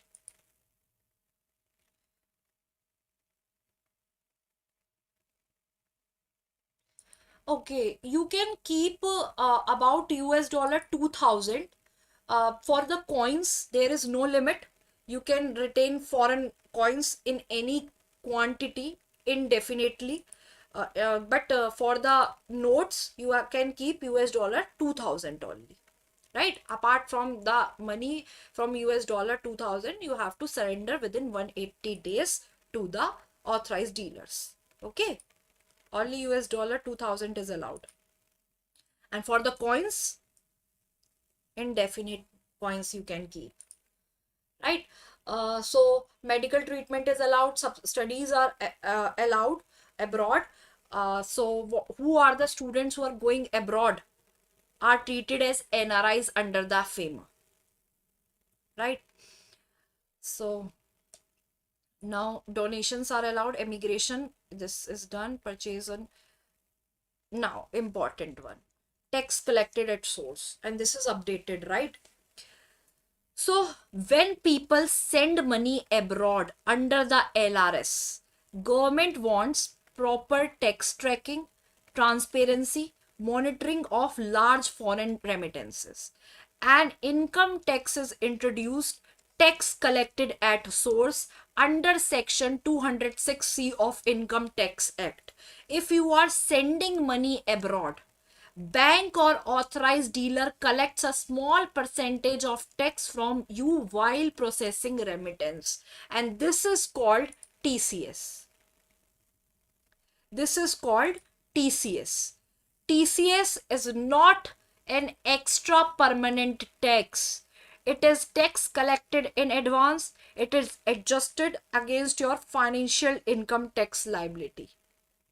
And here you can check, see, what are the rules? TCS applies if your outward remittance exceeds 10 lakh rupees in a financial year. Earlier this limit is 7 lakh, but now it become 10 lakh. Below 10 lakh, no TCS. Above 10 lakh, TCS become applicable depending on the purpose. What is your purpose? Right? So PAN card is mandatory. See, if you are going for education, right? Education is financed by loan. In that case, no tax is there, no TCS there. If education is financed by loan, no TCS is there. But if education is financed, not financed by loan, in that case, up to 10 lakh, no TCS, but above 10 lakh, 5% TCS is there. And in the case of PAN, it become 10% if no PAN is there, right? For the overseas tour packages, up to 10 lakh, 5% TCS is there. Above 10 lakh, 20% TCS is there. And for other purposes, up to 10 lakh, no TCS. Above 10 lakh, 20% TCS is there. For the medical treatment and education, if medical treatment is or education, basically education is funded by loan, no TCS is there. Not funded by loan, up to 10 lakh, no TCS. Above 10 lakh, 5% TCS is there. For overseas packages, up to 10 lakh, 5% deducted. Above 10 lakh, 20% is deducted.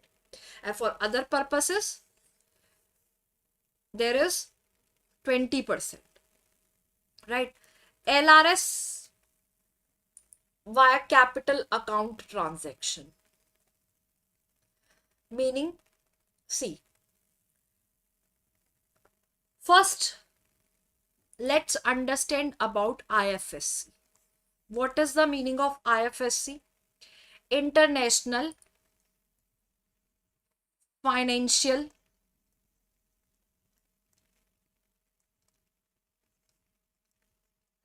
Service Center. These are basically special zones. Special zones in the India. Right? Example, Gift City, Gujarat. Okay. Let me refresh.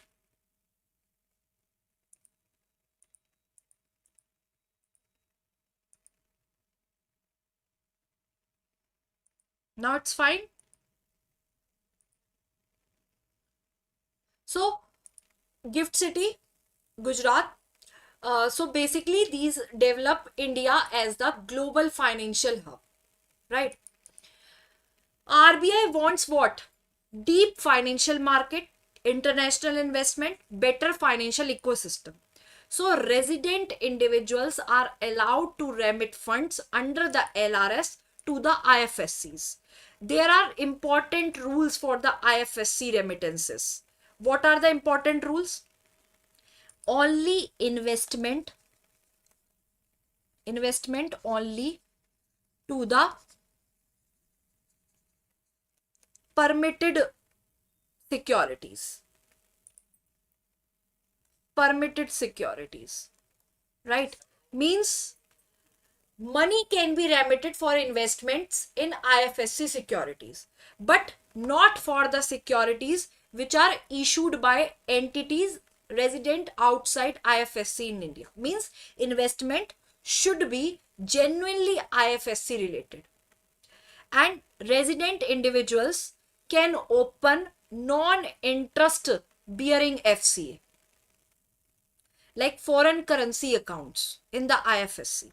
Why? Just to facilitate foreign investment and easy transaction. Right?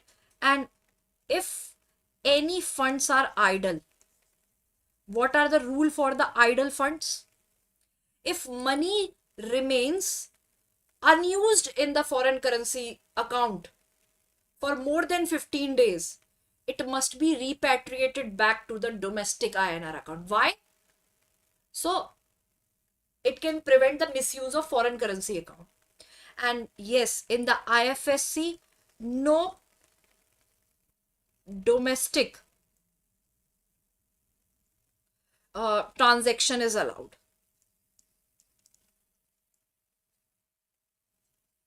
No domestic transactions are allowed. These FCAs cannot be used for domestic settlement within Indian residents, and limit is same, US dollar 2,50,000. Basically, RBI formally allowed remittances to IFSCs under the LRS from July 2023. Right?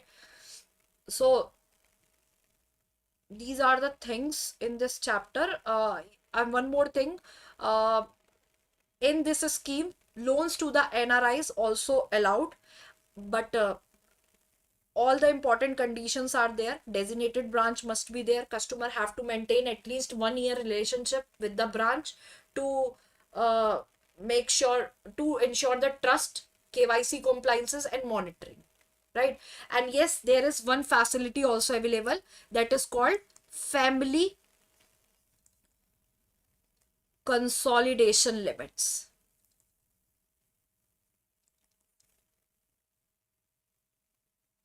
Family consolidation limits, like family members can combine their limits, right? If you have 3 members, 4 members, 5 members in a particular family, so they can combine their limits, and each member must separately comply. Joint ownership in that case we required. In that case, joint ownership is required. Suppose if there is a family of 4, each is having US dollar 2,50,000 limit, combined investment is possible if they all are co-owners, right? So that is the thing in this. Um, yes, LRS is there. Also, all the transactions of the LRS must be reported daily to the RBI through the portal. And if there in any day no reporting is there, like no transaction is there, in that case, nil report must be submitted. Right. Now let's learn about the correspondent banking. I hope that the things are clear about the foreign exchange and LRS. Something, uh, if any doubt is there, you can tell me. Everything is okay. So let's go for correspondent banking.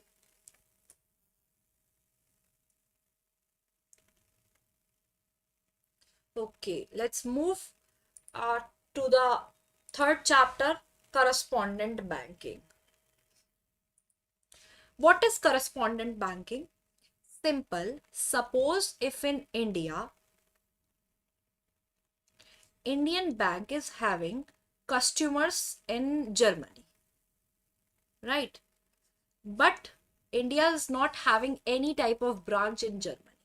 So in that case, uh, India is having customers in the Germany but not having any type of branch in Germany. So Indian banks contact the Germany's banks to facilitate the customers on my behalf. So that relationship is called correspondent banking. Whenever countries do trade with each other, money is moving from one country to another country. Right? For example, yeah, reports of the LRS we will discuss. Don't worry. Reports we will discuss. So, like, one important question is arises: how will bank transfer money internationally?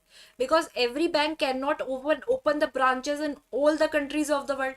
So bank take help from other foreign banks, and that is called correspondent banking.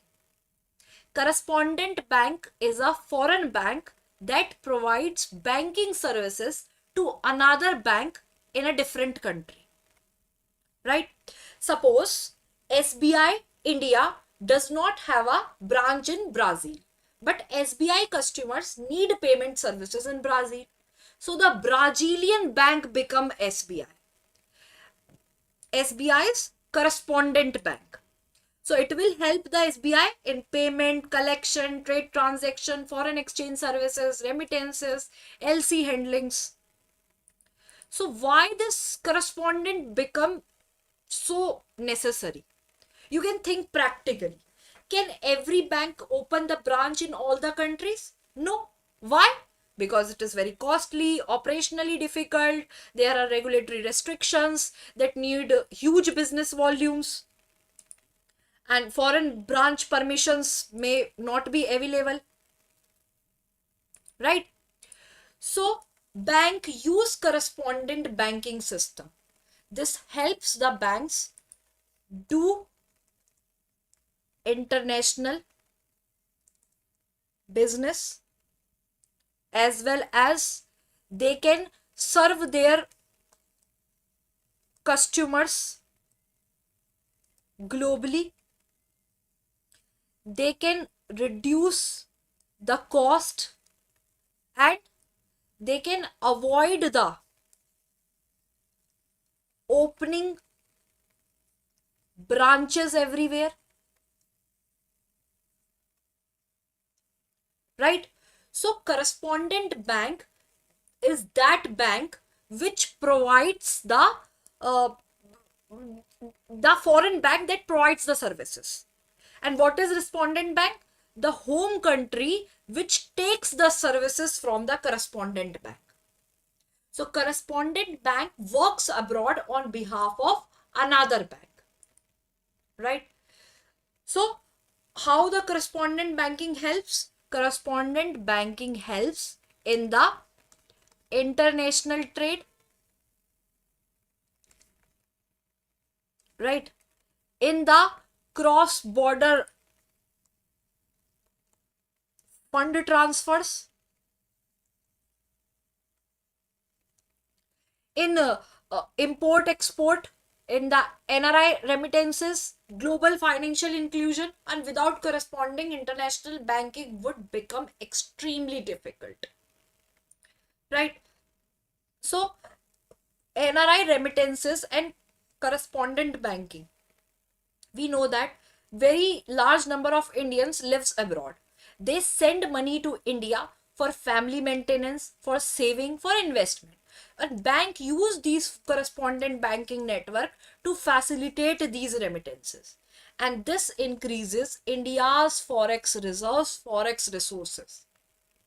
And what is the meaning of FATF, which is important in the correspondent banking, Financial Action Task Force, where that gives anti-money laundering standards globally, is FATF. It is important to prevent such type of problems, like any type of country who is involving in terrorist financing or anti-money laundering standards, right? So FATF recommendation 13 say bank have to follow the customer due diligence, enhanced due diligence for the cross-border correspondent banking relationship, because these relationships are considered higher risk. So international transactions may be misused for money laundering, terror financing, illegal fund movement. So always keep this thing in mind. Simplified CDD is never allowed in cross-border correspondent banking. Bank should avoid the relationship with those banks which do not report suspicious high value transaction, which do not cooperate with national control agencies, which do not share information properly.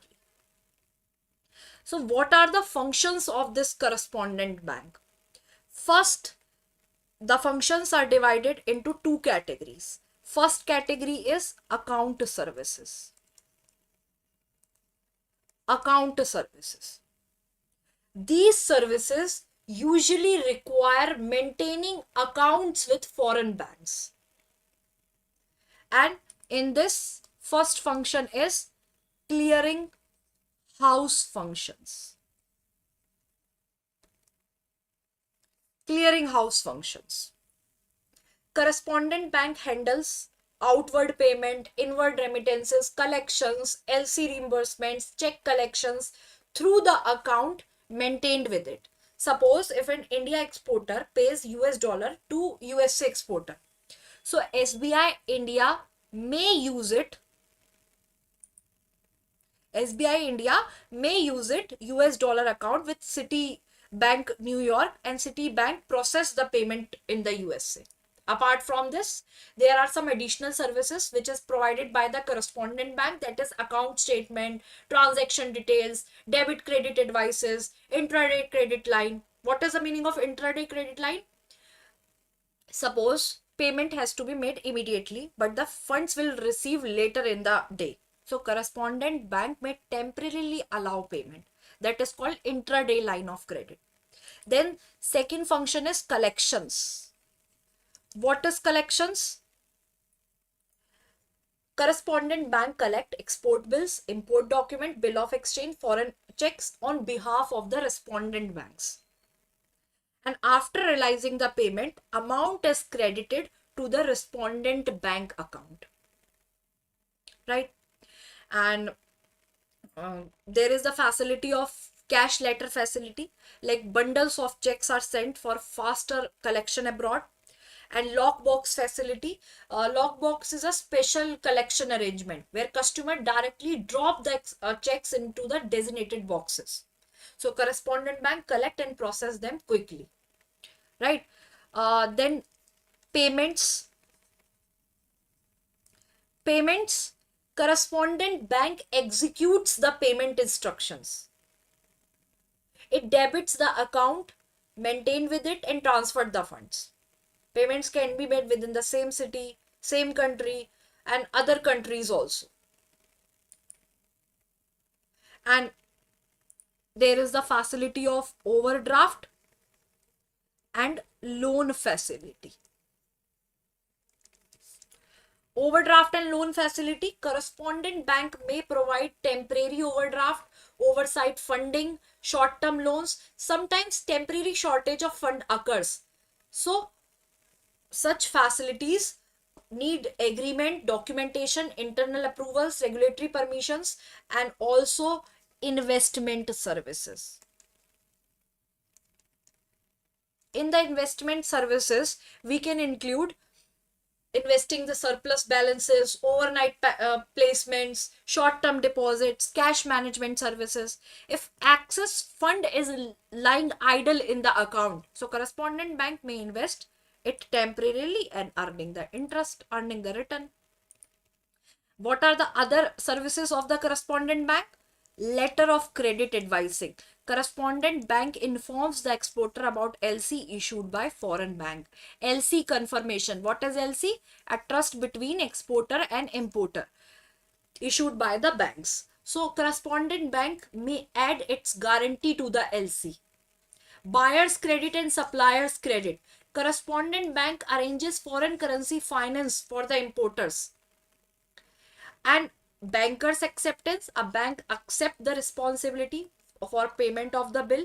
Correspondent bank may issue bid bond guarantees and performance guarantees, and also forex and derivative services, which include currency exchange, hedging product, derivative product. Like these types of services are also there in the correspondent banking.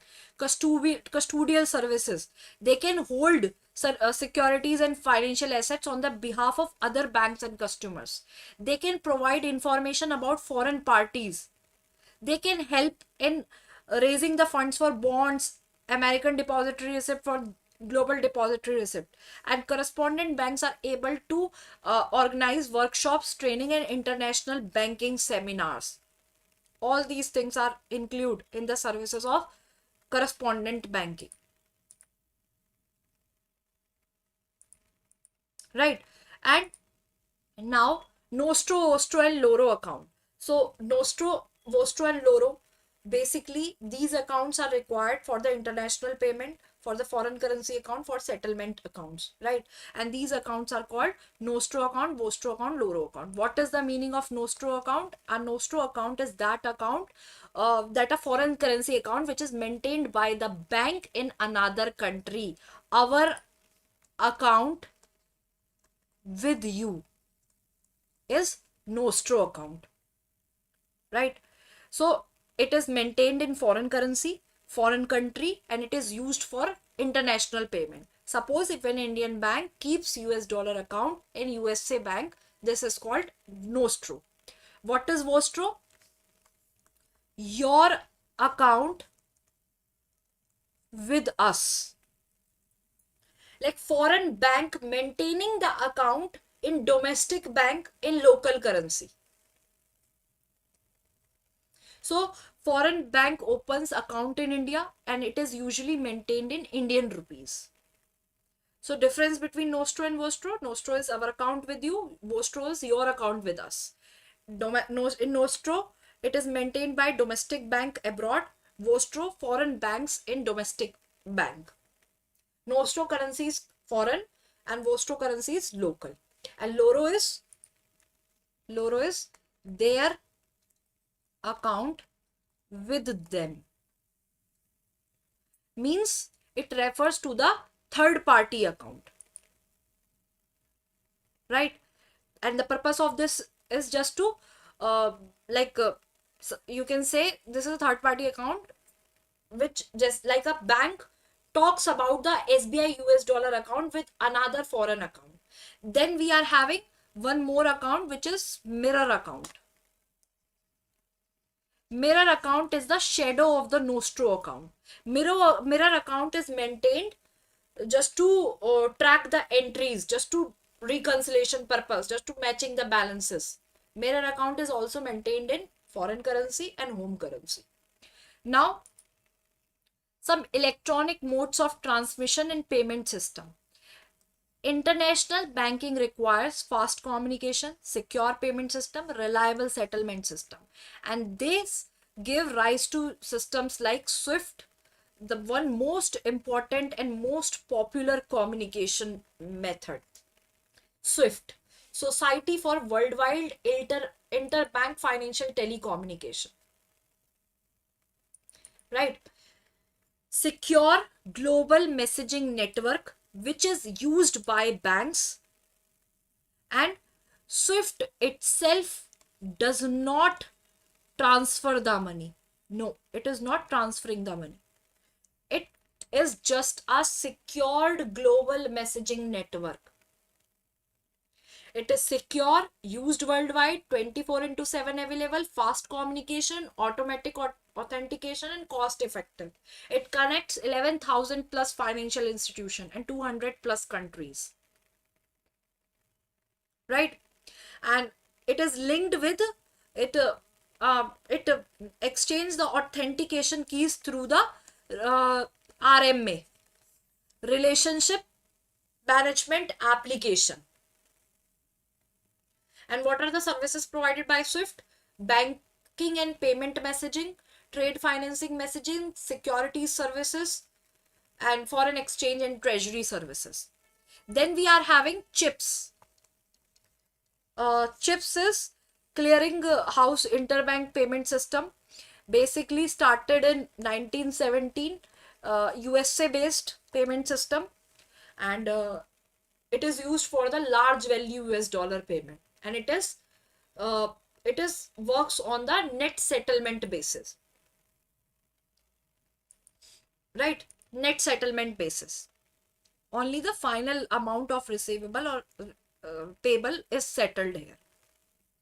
It is mainly used in New York, and major US dollar settlement system. It is used for forex settlement. And then we are having CHAPS.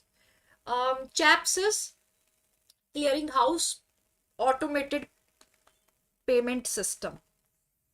It is a UK based, right? It is also similar to CHIPS. It is also a net settlement basis, and target or target 2. This is a trans-European automated real-time gross settlement express transfer. Basically, Euro payment system for the Eurozone countries. It is mandatory for Eurosystem operations, right? And RTGS and NEFT is from India. One more is there, Fedwire. Fedwire is also there. Fedwire is generally used for, I think, Fedwire system is also a system of the, Fedwire is a Federal Reserve System. Yes, Fedwire is a Federal Reserve System, and it is works on gross settlement basis. And generally it is a US based by the Federal Reserve Bank, right? And now we are talking about the RTGS and NEFT. RTGS is real-time gross settlement, where payments are immediately processed, and gross settlement means one-to-one settlement. Large value payments are there, real-time processing. It is managed by RBI. Minimum amount is 2 lakh. It is available 24 into 7, like 365 days it is available, right? Beneficiary bank should have to credit amount within 30 minutes, right? Basically immediate basis. This is immediate basis. And NEFT, National Electronic Funds Transfer, it is a batch processing system. Transactions are processed in groups and batches. And small value transfer, RTGS, minimum is 2 lakh rupees. Minimum amount is 2 lakh rupees. And in NEFT there is no minimum. It is fast than the old check system, and it supports STP system. What is STP? STP is transaction processed automatically without manual intervention. Faster processing are there, very less errors are there, and lower operational risk is there, right? So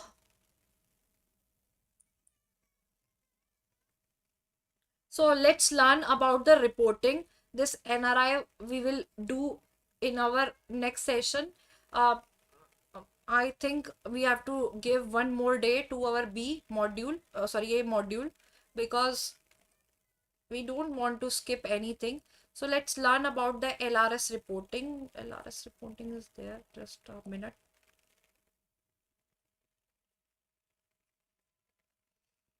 Okay. Let me give you about the LRS reporting. You're asking about the LRS reporting now.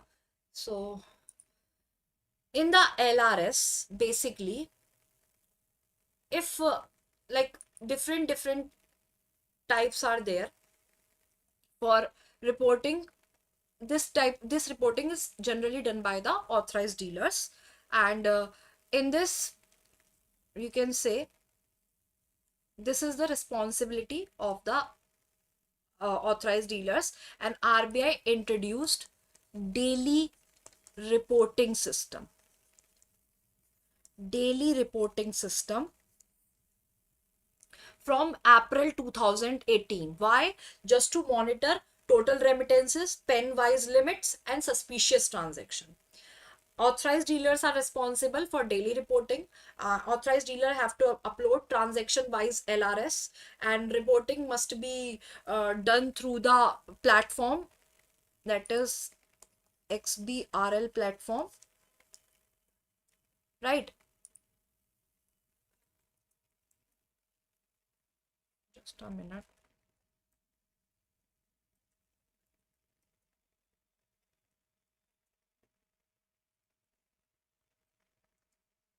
Okay, so uh, generally they use this platform, and also uh, the data must be uploaded by close of the next working day.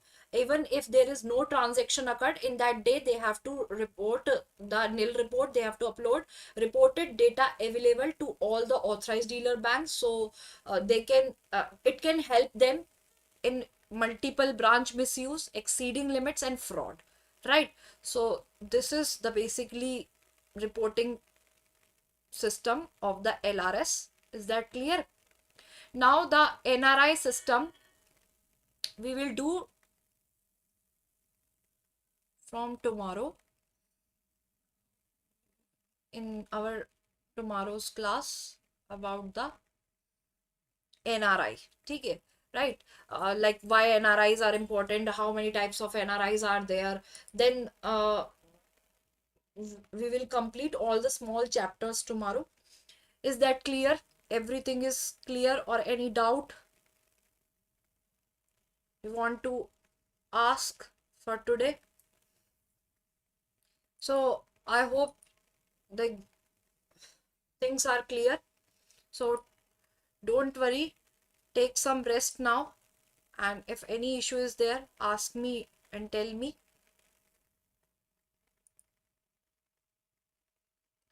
So thank you everyone. Let's meet in our next session. I will upload the PDF. You can also join our Telegram channel where you can scan this code and you can connect there. And this is the Oliveboard official channel. This is the channel where you can connect and share your quizzes, and you can get the updates about the YouTube class.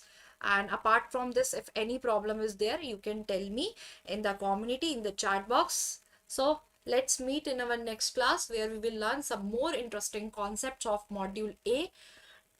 So thank you everyone. Have a good day and take care everyone. Don't worry, be happy and take care.